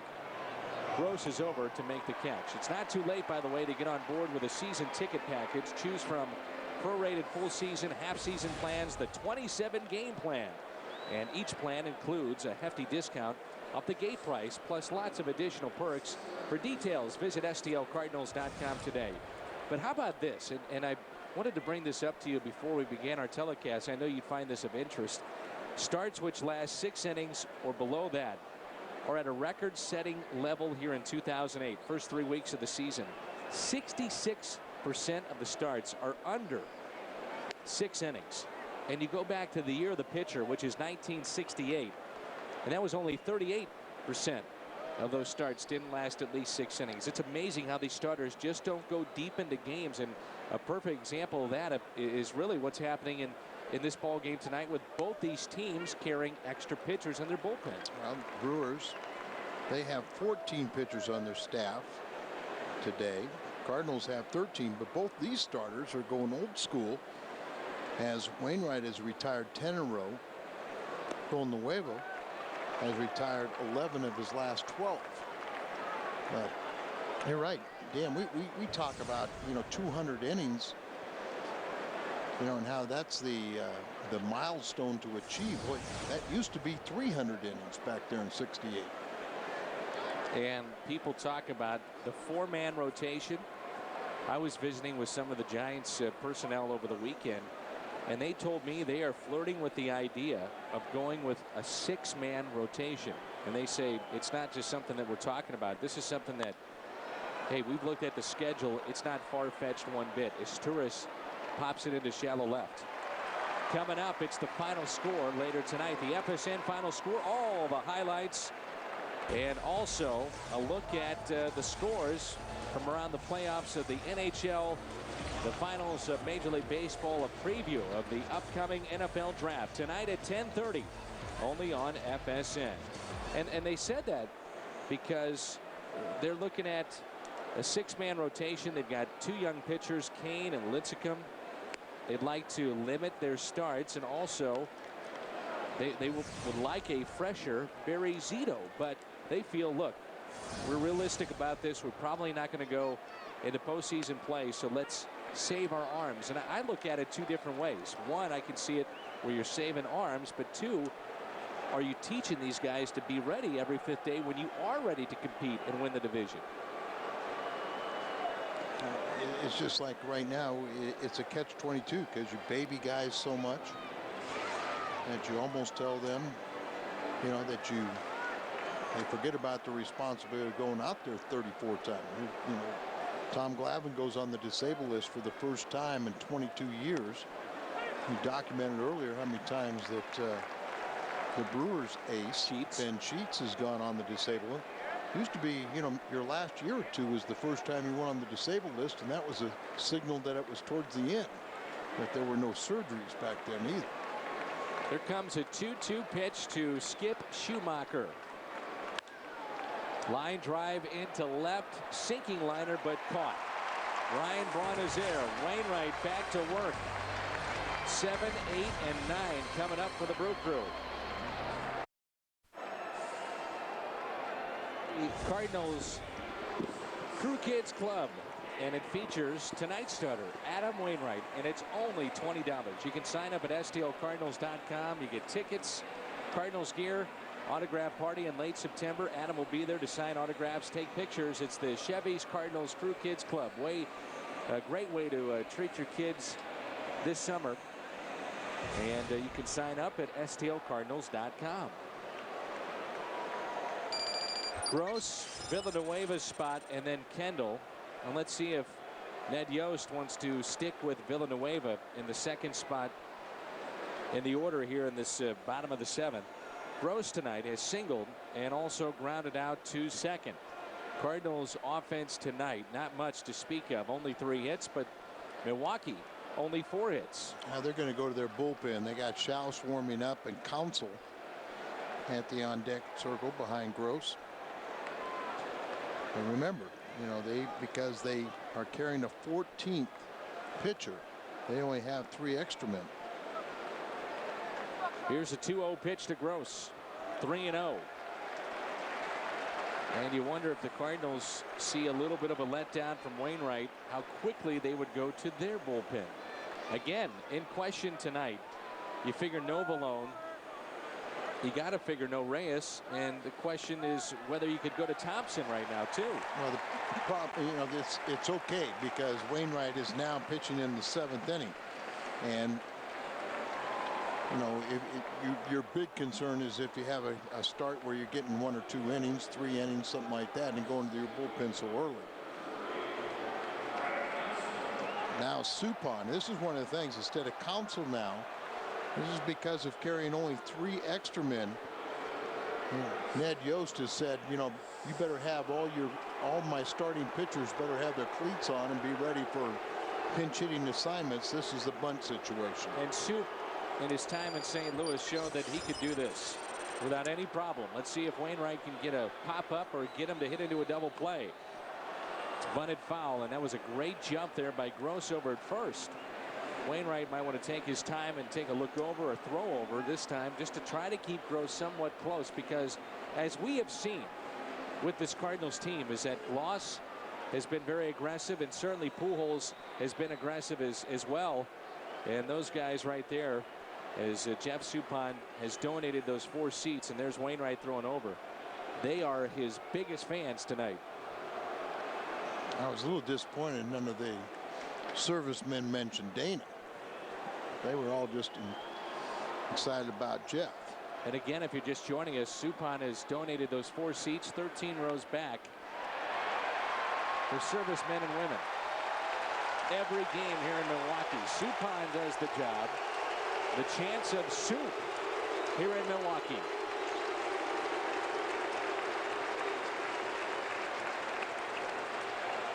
Up to Adam now, and he's got Kendall, who has one of the hits tonight against him, a double to lead off their 3rd inning when they scored their 3 runs. Both teams scored in the 3rd.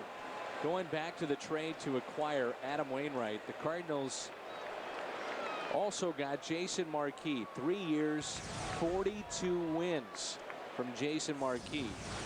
Ray King gave the Cardinals in 2 years 163 innings.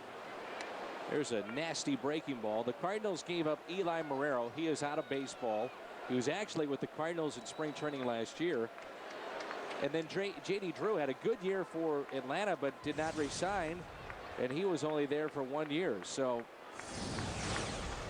a terrific deal by Walt Jocketty and the Cardinals. The 0-1 pitch.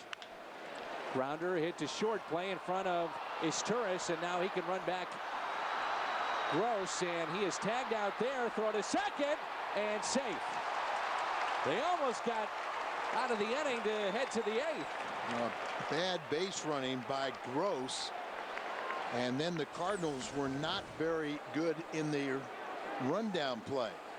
You can't advance on that ball, so Isturis tries to close the gap, but then he makes a high throw, and he didn't close it enough.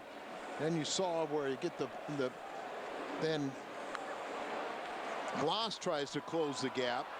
See the high throw here. Doesn't have him in there. Gloss runs it down, but because the throw was a little hard, he had to shovel pass and didn't have anything on his throw to second, and the hitter, Kendall, gets underneath the tag. Looking ahead to the 8th, the Cardinals will have Duncan, Pujols, and Ankiel. But going back to the trade, John Schuerholz, the GM at the time and now president of the Atlanta Braves, talked about that it was a mistake. I mean, and now you look at baseball across the board, they are trying to lock up young pitchers in particular. And Schumacher, you see where he was, the right fielder. Anytime there's a rundown, Al, as you well know, every player is involved. But you know, the Cardinals really got a steal in getting a guy like Adam Wainwright. Yeah, I remember John Schuerholz, you know, at the time, you know, J.D. Drew was having a good year. We were all pleased with the trade from the Cardinals standpoint. And he said, yeah, well, we'll see what you think of it if we can't sign J.D. Drew. And that was the case. They needed the bat, but they couldn't retain him. And J.D. went to the Dodgers and then now Boston. Here is Ricky Weeks. He has doubled tonight. And not to be overlooked in that deal, at the time, Eli Marrero was used as a utility man for the Braves, and against left-handed pitching, he hit over 400 that year. So, you know, they used him in right spots, and it paid off for them at that time too. Yeah, I mean, you know, think how valuable he is, because he could be your emergency catcher, and he could play all the outfield positions, plus you know, first, and if you had to, third base on top of it, and pinch hit. But again, the Cardinals got 42 wins out of Marquis. And then you sign long-term Wainwright as a starter. But prior to that, he helps you win a World Series as a closer. On paper, it's a lopsided deal, no doubt. 3-0 here to Weeks, and Hardy has struck out twice and also popped out to first. He waits on deck. So Wainwright very easily, partner, could be pitching around here to get to Hardy. Pitching around Weeks. See Molina way outside. Yeah, they're pitching around him. So 4 straight, first and second, with 2 outs. And it brings in J.J. Hardy. I want to remind you that this copyrighted telecast is presented by the authority of the St. Louis Cardinals and may not be reproduced or retransmitted in any form. The accounts and descriptions of this game may not be disseminated without the express written consent of the St. Louis Cardinals. That's the 4th walk by Wainwright tonight. He had only 3 in 22 2/3 innings coming into tonight's action.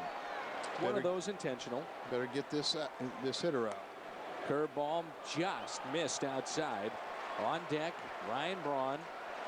And again, Hardy tonight is 0 for 3. Shortstop for Milwaukee, hitting just .221. He had been 3 for 9 coming into tonight's game against Adam Wainwright. Now 3 for 12. He'd be a dangerous hitter. You don't want to put one in his wheelhouse, though. Here comes a 1-0 pitch from Adam Wainwright. Hit hard to short. Isturis force play at second. Kennedy is there, and that sends us to the 8th. The big bats coming up. Duncan, Pujols, and Keel. We're tied up. Our Sonic Good highlight of the night. Here comes the pitch, and a big one here from Adam Wainwright. Hard hit ball, looked like on the slider, but get the force out at second base. So get out of that inning, keep it a 2-2 tie. Knocked out the Milwaukee starter as we go into their bullpen.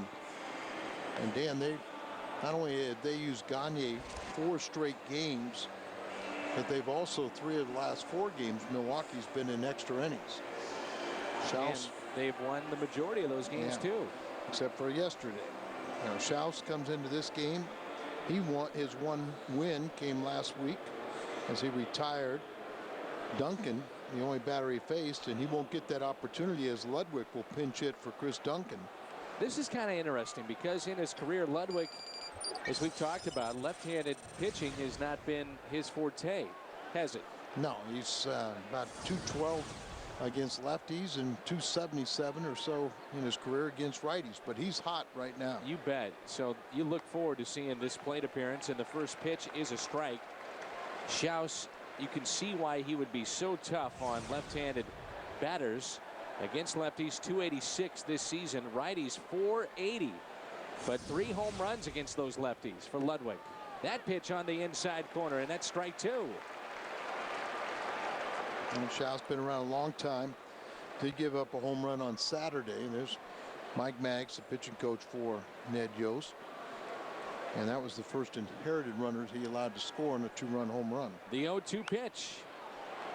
Hit down the right field line, near the line, and the catch is made by Hart. No, it gets away. And Ludwig on his way to second. Now on his way to third. And he'll be held up there. Ludwig winds up at third base to start this 8th inning for St. Louis. Long run for Corey Hart, and he just flat out missed it.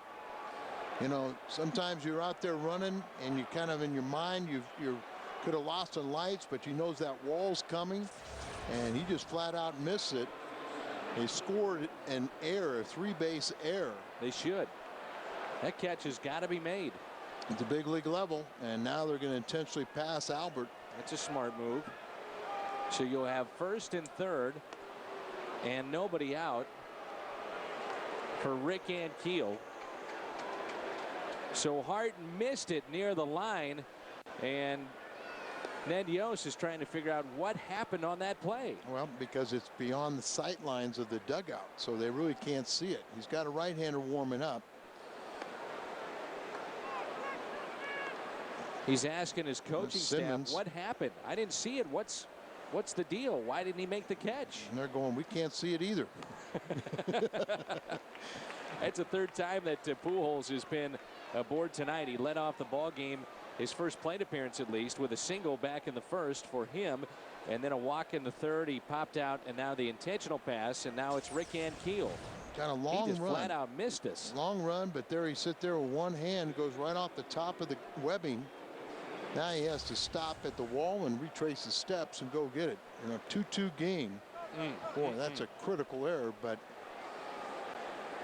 see what Schaus can do against Ankiel. And now Ned Yost wants to come out and talk to his lefty. He's got a righty warming up.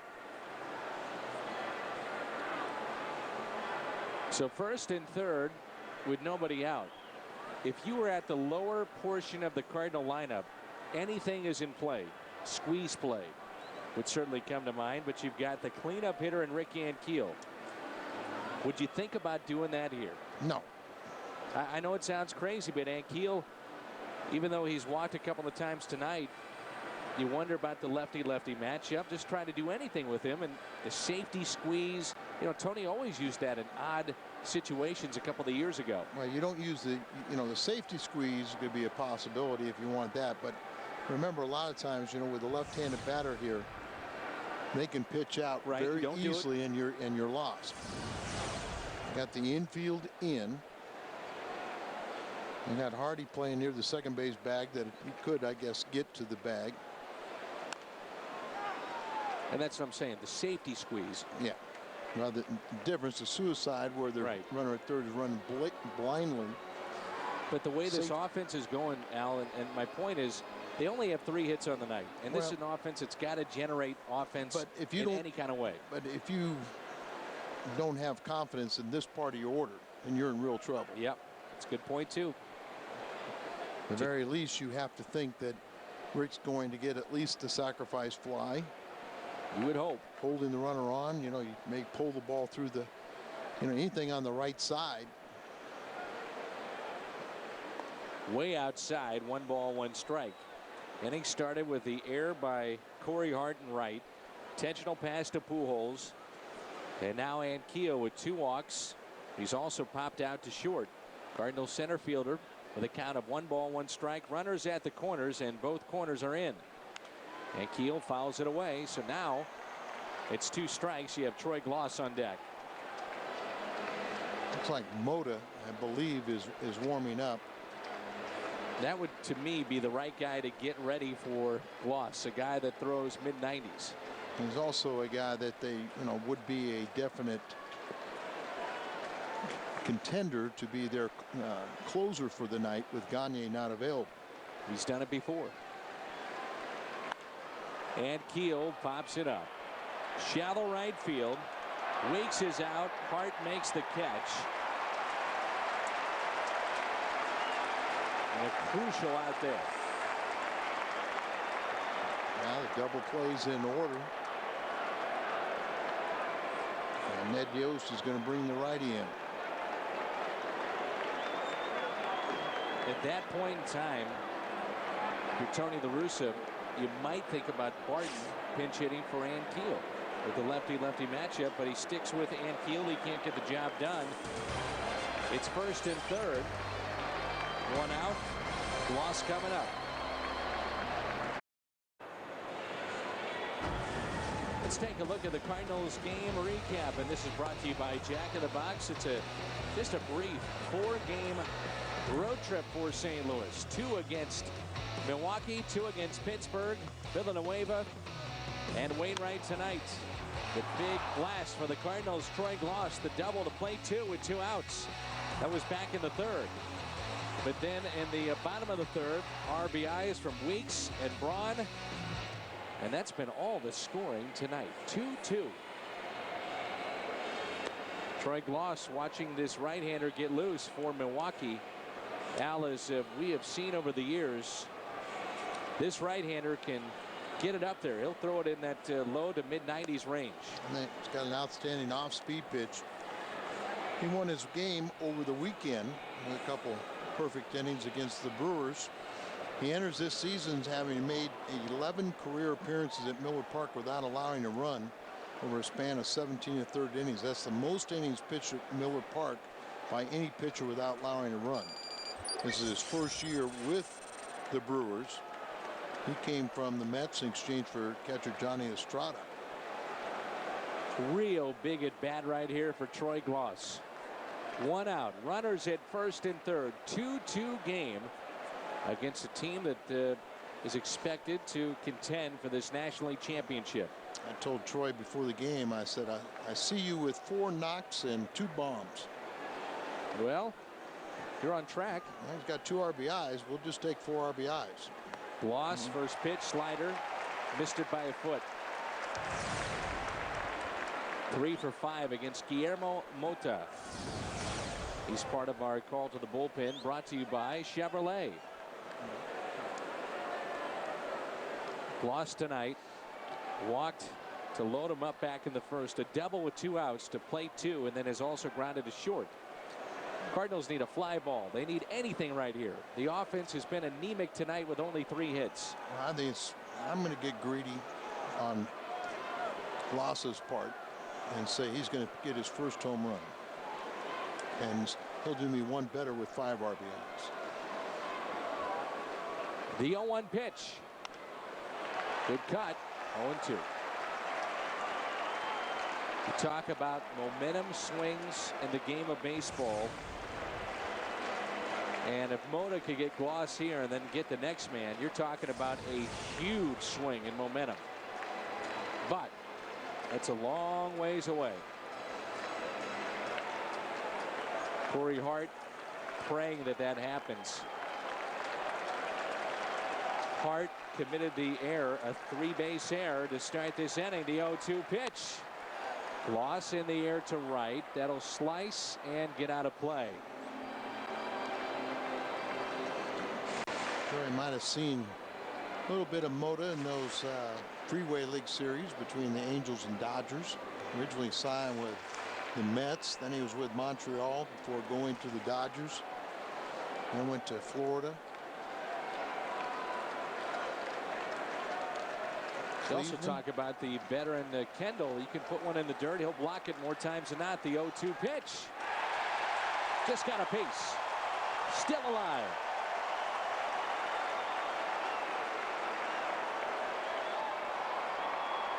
Mike Easler is at the game tonight, a colonel in the Army and enjoying baseball. Big Cardinal fan. We thank Mike for his service. 0-2 is the count on Troy Gloss. Javandahar is watching this intently with 3 of his Brewer buddies, and he wants to see Troy come through here and say hello to his family and friends back home. Big pitch right here. Well, Mota got Gloss to swing through that slider on the first pitch. Does he go back with it here on the outside portion of the plate and try to get him to chase? He wants the strikeout. The 0-2. It's not easy to take a pitch against Guillermo Mota, who can get it up there near 94, 95. You got to make that decision, and when you do, it's split second. Well, because he's so tall and lanky, you know, just 34 years of age, 6'6", 210. The 1-2. 2-2. More pitches that Gloss sees, the more he gets locked in. Kind of put him away with the fastballs now as he got ahead with his off-speed stuff. First and third. Game on the line here in the top of the 8th. 1 out. The 2-2. Inside. Adam Kennedy is on deck for St. Louis. Boy, that's a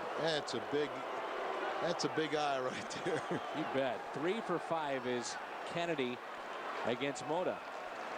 And don't think for a second Guillermo Mota doesn't know that. They got another lefty in their bullpen that they just brought up, but he's not coming into this game under these circumstances. First and third. 3-2 pitch. And he walked him. He had him, and he let him off the hook. And the bases are loaded now for Kennedy. Well, tried to get him to go after a pitch out of the strike zone. The last couple were the split finger pitch, and Gloss wouldn't offer. Kennedy tonight trying to advance his 6-game hitting streak. Here's our pitch by pitch. That was the nastiest of this at bat. Gloss missed the pitch. Now he hits that breaking ball. There's the splitter. Now he tries to go with a fastball. Another fastball. Then there's the splitter, and he takes the walk. Good at bat. Real good at bat. Now Kennedy. First pitch fouled away. There's a fastball, Kennedy. Hey, you think about that first pitch, by the way, to Gloss.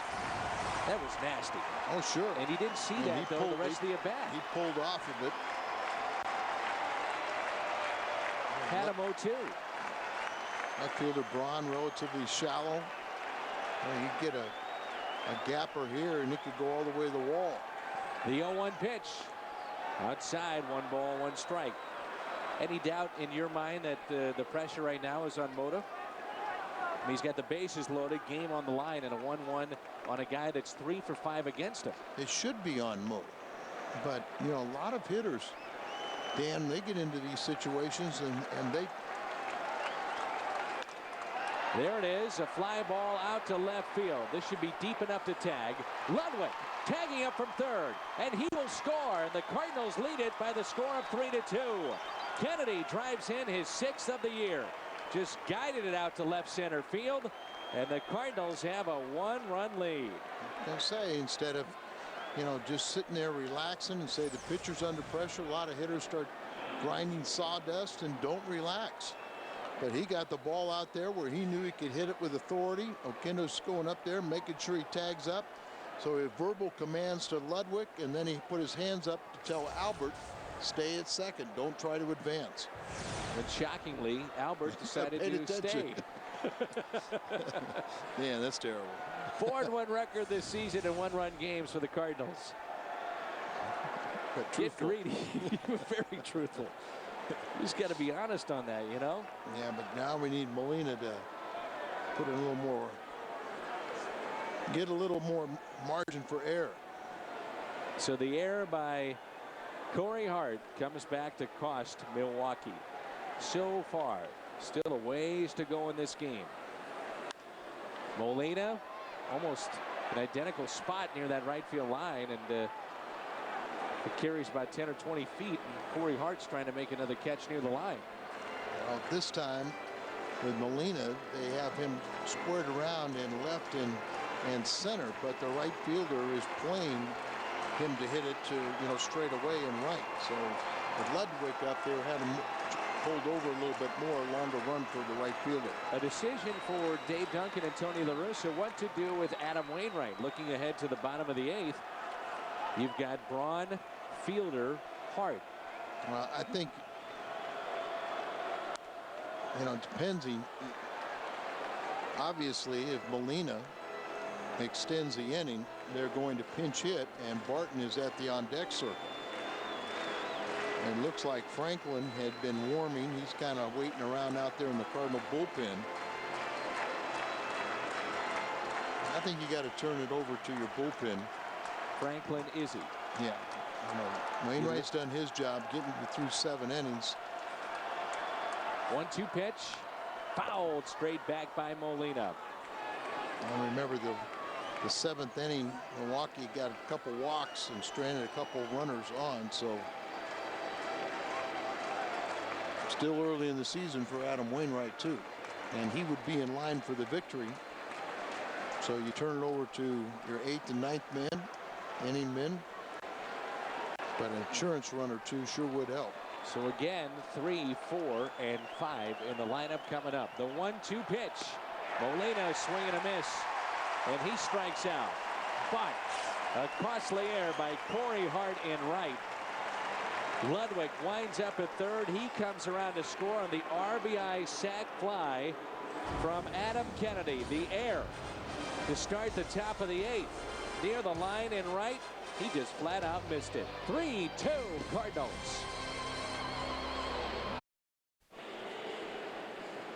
Well, the pitch count for Adam Wainwright was right around 100 pitches tonight, and he will exit.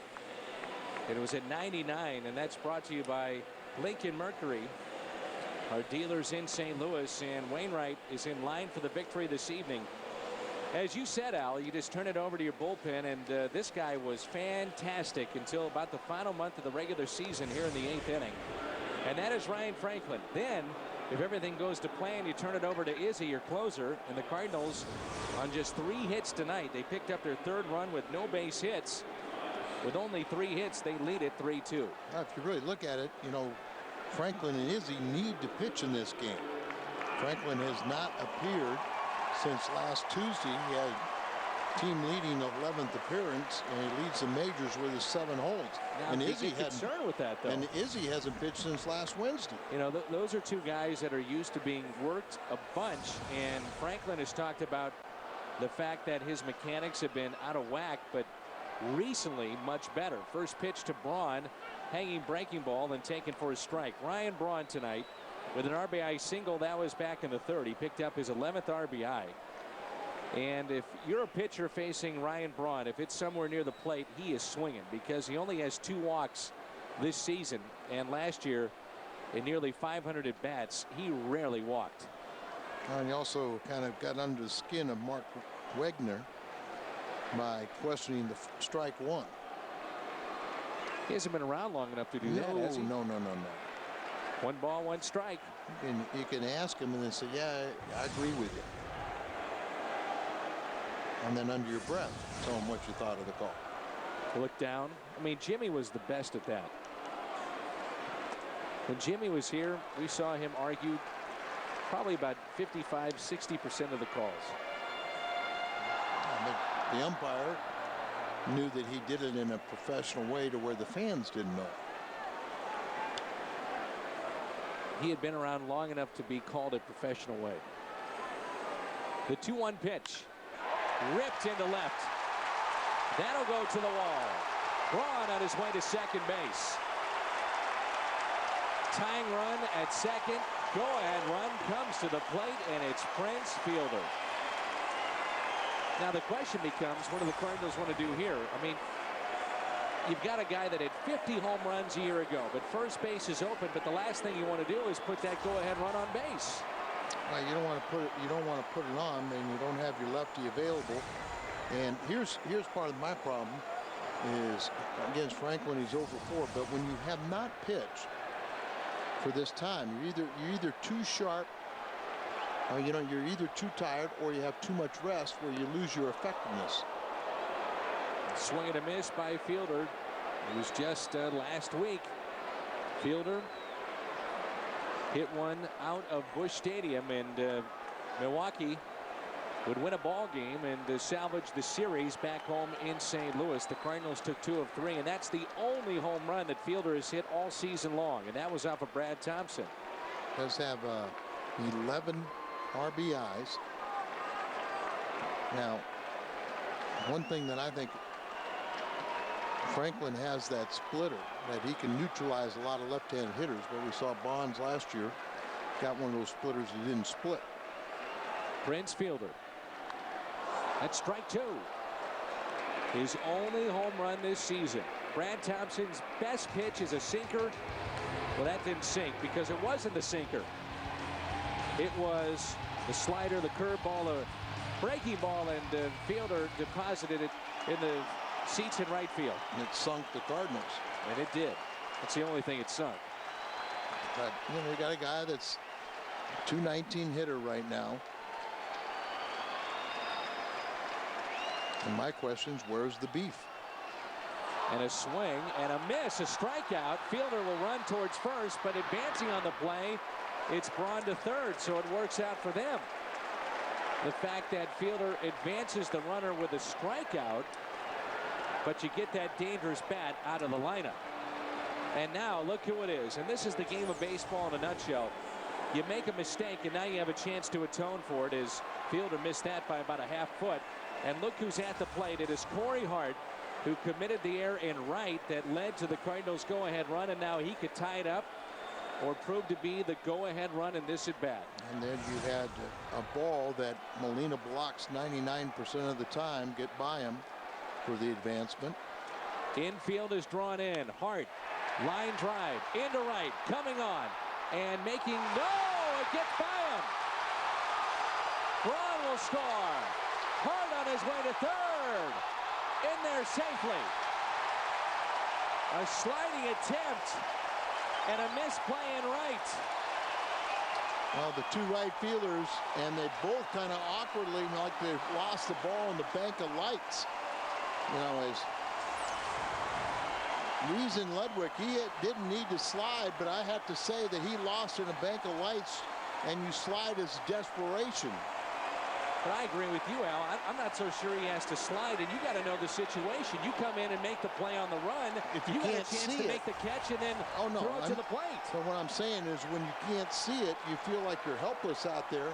You see where the ball is, you kind of slide, and you kind of guessed where it's going to end up when it comes through the bank of lights. And that's just a speculation, but we have a tie ball game and in jeopardy of Milwaukee taking the lead.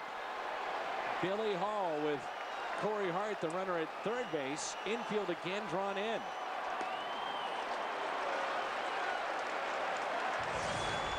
Four for 8 with a home run against Ryan Franklin.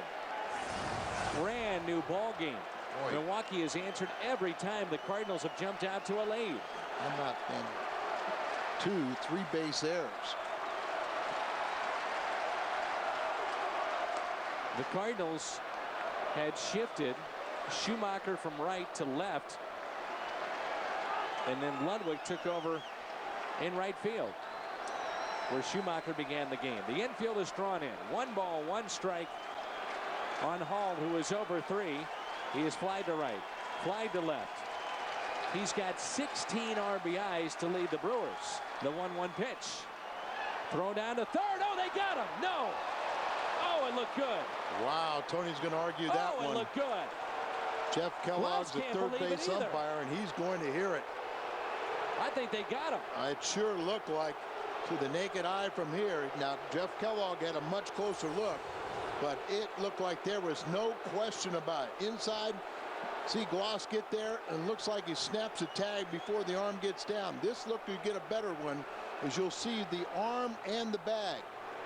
Stumbling to get back, and he might have missed him. Yeah, I think he missed the tag maybe on that view. I mean, that's all Kellogg has to say is he missed the tag, because the throw was there, and he swiped tag ahead of the arm getting back. But if you miss the tag, you miss the tag. Big pitch right here. Here is the 2-1. Now, what you have on deck is something that you might want to deal with instead of Billy Hall. Cardinals with no activity in their bullpen. Gross is on deck. But Hall right here is in the driver's seat, just trying to elevate a pitch, get a fly ball, and drive in that runner with just one out here in the 8th. The 3-1. Grounder. Gloss has a play at the plate. Now a rundown. Hart is in the rundown, and he's tagged out by Gloss. Boy, I'll tell you what.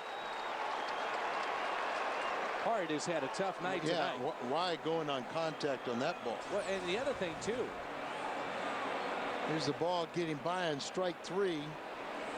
Then you have the runner out there. Ludwig loses this ball, gets by him for a 3-base error to tie the game. And then he's going on contact, and a ball hit right here. He's dead out. Al, the other thing, too, is that the fly ball off the bat of Gloss that led to 2 runs very well could have been caught by Corey Hartenwright. He misplayed the other ball and now gets caught in the rundown at third base. That's kind of a tough night. Yeah, almost got picked off on top of that at third. So a check on the runner over there. That is Billy Hall. He can't drive in the go-ahead run. We're still tied up. It's 3-3 with 2 outs here in the bottom of the 8th. And a chance now for Gabe Gross, who has been on base twice with a single and a walk. It's like Turnbow was throwing in the bullpen for Milwaukee. No action for the Cardinals. Breaking ball and a strike. Cardinals looking ahead.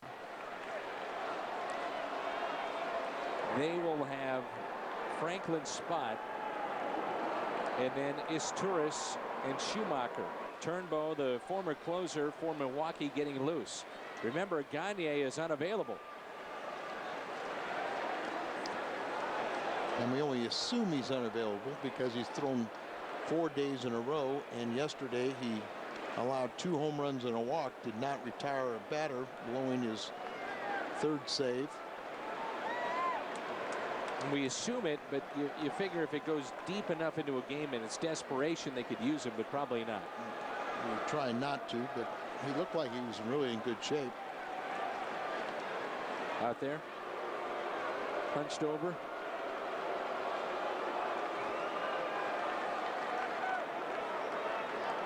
So a wild 8th inning on both sides for Milwaukee and St. Louis. 1 ball, 1 strike on Gabe Gross, the center fielder for Milwaukee. Just missed on the outside corner.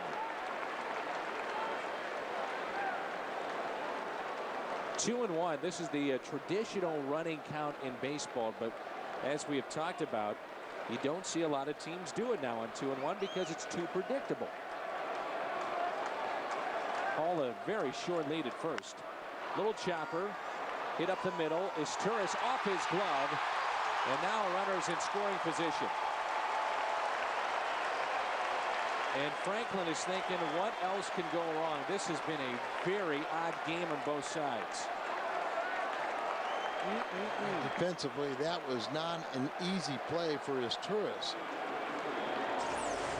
And they scored a base hit. You see where Kennedy's in the hole. This is on the second base side, so shortstop comes over there, but you see it takes a little weird hop, and he is so far beyond the second base bag that, you know, he would have had a tough time reaching down at his ankle tops, collecting that ball and throwing on the run. Now remember, Craig Counsell was on deck to be the pinch hitter 2 innings ago, but then they sacrificed with Suppan in the 7th, so they were able to save Counsell. And let's see if that move pays off for Ned Yost, because now he has Counsell in this spot here at the bottom of the 8th. Counsell had a tough series. He's, a good series against us, and a lot of that was against Kyle Loesch. Brent Stover has more on Craig Counsell. Well, Craig Counsell, I had a chance to talk to him last week in St. Louis, and he's, as you guys have alluded to, such a super sub. He can play all the different positions, and he's just a valuable guy off the bench. I just wanted to mention one thing, guys. Aaron Miles told me in the pregame, tough field with the lights at night, so we saw that in right field on the drop by Ludwig. Also said this is a tough infield to play on. We saw that with the tricky hop for his Turris. 2 outs, and it's first and second. All right, Brent, thank you, but as tough as it may be, plays have to be made at this level, no doubt. And they have to be made at crunch time. No doubt. I mean, it's a fly ball that's got to be caught, and Ryan Ludwig would be the first one to tell you that. Counsell. 1-0 pitch. Counsell, broken bat, hit to Pujols. He will flip to Franklin, and we are tied up. It is 3-3 as we head to the 9th. Franklin spot coming up, then is Turris and Schumacher. 3-3 game here in Milwaukee. Cardinals baseball on FSN Midwest is brought to you by Bud Light. Endless refreshment from start to finish. Bud Light keeps it coming. And by Chevrolet. See for yourself. Shop and compare at STLChevy.com. And we're back at Miller Park in Milwaukee. Cardinal fan here tonight. Number of Cardinal fans in attendance here in Milwaukee. It's been a frustrating game for St. Louis. They jumped out to a 2-0 lead. Milwaukee tied it up 2-2. Then it was 3-2 St. Louis, and Milwaukee comes right back, and now it's 3-3. And it's really been an inconsistent run for Derek Turnbull. How about that graphic? This is his ERA by month last season. 7+ in May, under 2 in June, July over 6, under 3 in September, close to 10 by the end of the season. Something odd about that? I can't figure it out. What is it about that graphic that makes it so unique? And here is Derek Barton. He'll pinch hit for Franklin.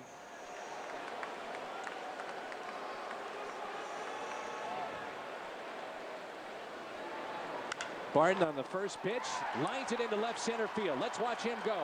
Around first, on his way to second. Play at second, not in time, and his speed pays off. Well, that's some gutsy move right there to go out there and try to stretch that into 2, and it's one of those deals you better not come back being thrown out.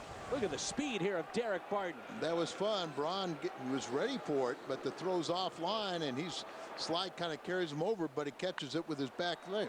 He jumped on that first pitch, and look at him run. Oh, man. Boy, you like to see a youngster not afraid to make a mistake. And, boy, do you get kudos when you get yourself in scoring position on a ball like that. Turris certainly is in this spot now to bunt. As Turnbull this season, 4 games. See what he has done. Nobody out here in the start of the 9th. Barton, the runner at second base, will try to keep him close as Turris will bunt, deadens it perfectly. Barton on his way to third, to throw to first, and they get Turris by a step. Well, that was a well-executed sacrifice by Turris. And the Cardinals once again have that runner at third and only 1 out. Deadened it perfectly. Brian Barton was off to the races.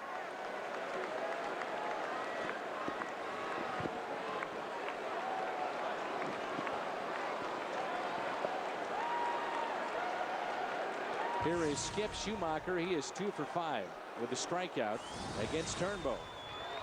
Infield is drawn in for Milwaukee. And remember, Turnbull can strike people out, so they have their escape clause. Now Turnbull wants to go through the signs again, steps off the mound to go to his mouth, and with 1 out, Schumacher has a chance here to put the Cardinals ahead again, which would be the 3rd time tonight. Schumacher is 0 for 4.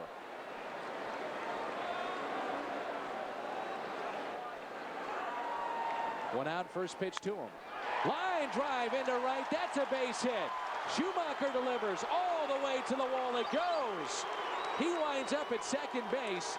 Barton scores, and it's 4-3 Cardinals. And the boos rain down on Derek Turnbull. Give Barton some credit. He's going to get a lot of high fives in that dugout for him getting himself to second. But now Schumacher goes out there, picks up his 6th RBI. 0 for 4, and then you come up here with a key situation. But Al, it all starts with the speed of Brian Barton stretching Absolutely that base hit into a double. Now he would have scored on this ball because it got all the way to the wall, even if he was at first base. But I just thought it was tremendous the way he took off and had the guts to go out and not be content with a single and find himself out there with the leadoff double. That set the tone for this inning. No doubt. And now you got Ludwig, and you've got Albert after that with a runner in scoring position. So runner at second. Ludwig can atone for that misplay in right. He is 0 for 1. Reached on the air on a play in right by Corey Hart. Cardinals lead it 4-3. Brian Barton with his speed winds up at second base.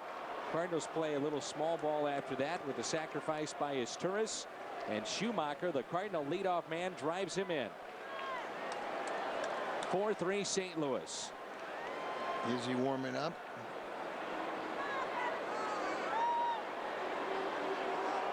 And after a terrible start by Schumacher, he has been on fire. That's now 11 hits in his last 13 games.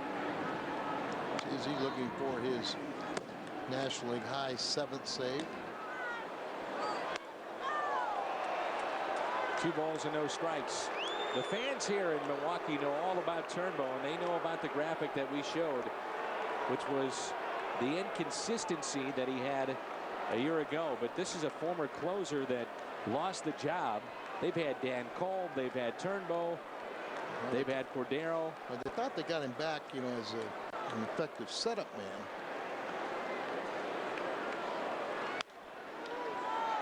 And by the way, they have just changed the Ludwig play to a triple.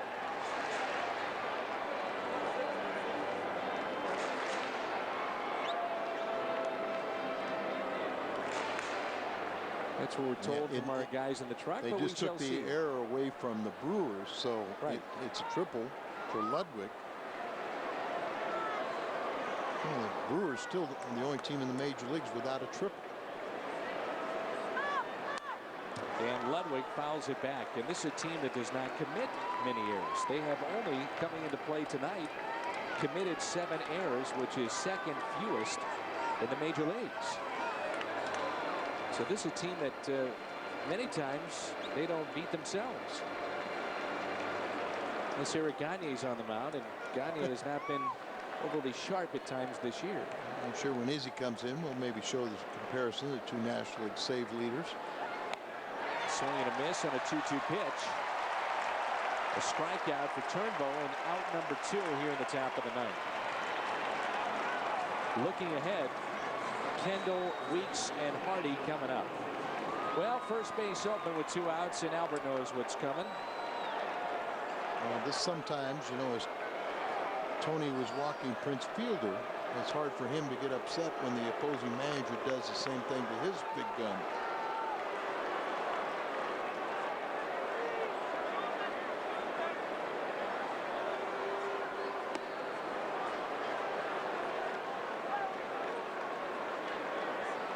Chance for Rick Ankiel.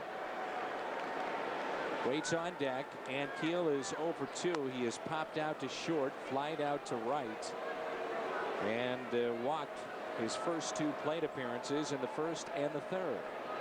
Cardinals lead it by the score of 4-3.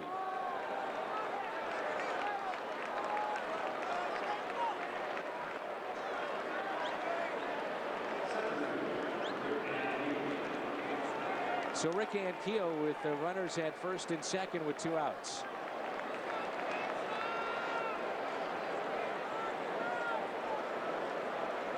Brian Barton has scored the go-ahead run. It's 4-3 Cardinals with 2 outs here in the ninth.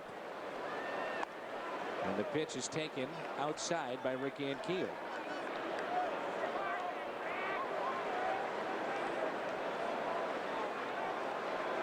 Turnbow, you never know if he's going to throw enough strikes to be able to walk the guy.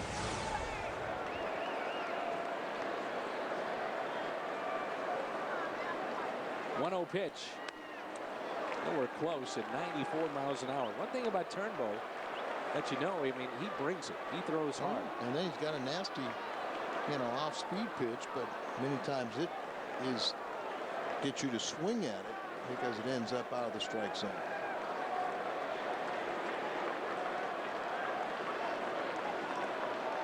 A 2-0 pitch to Ricky Ankiel. The long look. I was going to say he's close to balking if he didn't step off. What do you see there? Well, I mean, just sometimes when you hold the ball like this, you're going to start flinching. You're either going to trying to throw the ball back behind, or you're going to do something and you're going to start your motion and try to step off. Broken bat. Hit slowly to second for the force out. The Cardinals, though, pick up the go-ahead and possible winning run. Izzy coming on when we come back. Izzy comes in to try to close this one down here in the bottom of the ninth. And coming up on the post-game edition of U.S. Cellular Cardinals Live, Jim Hayes in to break it down with Pat Paris. I'm going to be inside the Cardinals clubhouse, plus our star of the game, a live interview out on the field. And we'll go inside the numbers with Troy Gloss. It's the post-game edition of U.S. Cellular Cardinals Live, guys. All right, Brent, thank you. Here is Jason Isringhausen and the closers in this comparison. Well, both have 6 saves, and Gagne 6 of 9, Izzy 6 of 7. See the hits 9 aside, but the home runs allowed, and that's 4 against Eric Gagne so far this year. And when Gagne had 152 saves in 3 years, he allowed just 13 home runs. So far, he's allowed 4 this year. That's the same amount that Izzy allowed all last year. But Izzy trying to close it out here. Jason Kendall will be his first victim. And he hasn't pitched since last Wednesday, but we've seen Izzy in the past as remarkable by my standards that how he can always throw strikes, even when he's had a long layoff. Well, you see Kendall has not had great success against the Cardinal closer Jason Isringhausen, and the first pitch is taken for a strike. Izzy is the 3rd pitcher used by the Cardinals tonight. Wainwright 7 innings, Franklin the 8th, and now Izzy here for the 9th. It's 4-3 St. Louis. The 0-1 pitch. Here it comes. Ground ball. Hit to short. Is Turris up with it? And that's the key first out here in this 9th inning. Get that first man and you're well on your way. But Isringhausen has had success against Weeks. Weeks 1 for 4, 2 strikeouts. Brian Barton, his speed providing a double to start the top of the 9th. Winds up at 3rd after the sacrifice, and then the Cardinals drive him in. Skip Schumacher is only hit in the game. Winds up being an RBI double. Could prove to be the game winner. Cardinals lead it 4-3. It'd be a good team win, wouldn't it? You bet. And it also shows a little mettle on the road, too. Sure. And, this is you win this first game on this road trip. The Cardinals have dominated not only here in Milwaukee of late, but how they have had phenomenal success against the Pirates in Pittsburgh. 0-1 pitch 2 Weeks. Curveball. There's that knuckle curve. That's strike 2. As we talked about earlier in the telecast, a lot of people here in Milwaukee, we were hearing it throughout the day this afternoon, blame the Cardinals for providing that losing touch at the end of last season for Milwaukee, because Milwaukee kind of fell apart when they saw the Cardinals at the end of last year. Well, Ned Yost and Ted Simmons are good friends, but I had one baseball person tell me last fall, or when found out that Ted was going to be Ned Yost's bench coach, that they said they give Ned Yost about 6 weeks and curveballs here, and then he takes over as manager. Simmons. Chopper to Izzy, off the mound, steps and throws, and out. He got him for out number 2. Good play by Pujols. The footwork over there at first base to make the adjustment on the throw from Isringhausen. That's not an easy play right there at all. He kind of. Let's take a look at our player of the game. And as always, our player of the game is brought to you by Budweiser. Budweiser, the great American lager. And it's Brian Barton in a pinch, and watch him fly. He winds up at second base. Most guys don't make it a second on a ground ball into left center, but with his speed, he does. He would come around to score. Here's a grounder, hit to short. This could do it. It's Turris to first, and the Cardinals win it. They take game one. That is a hard-fought win for St. Louis, and they hold on for the victory. It's a good team win. Adam Wainwright picks up the victory. Has a hold for Franklin, a save. No, Franklin allowed it. Nope, it didn't. Franklin gets a win. Izzy gets a save. So the Cardinals hold on for a 4-3 win. We've got the post-game show coming up. Stay with us. Well, the game's over with a Cardinals win, but Jim and I are ready to go on U.S. Cellular Cardinals Live. Jim, your thoughts on an exciting win? Well, Wainwright was solid tonight. It got sloppy beyond that, but Brian Barton, with his bat and his speed, gave the Cardinals an opportunity to put it all behind them. Skip Schumacher cashes in with the RBI base hit, and everything cleans up real nice in a winning box score. Yeah, we're going to delve into more of that when we continue here on U.S. Cellular Cardinals Live. After a rough weekend in St. Louis, the Cardinals do hit the road, hoping to reclaim the top spot in the NL Central.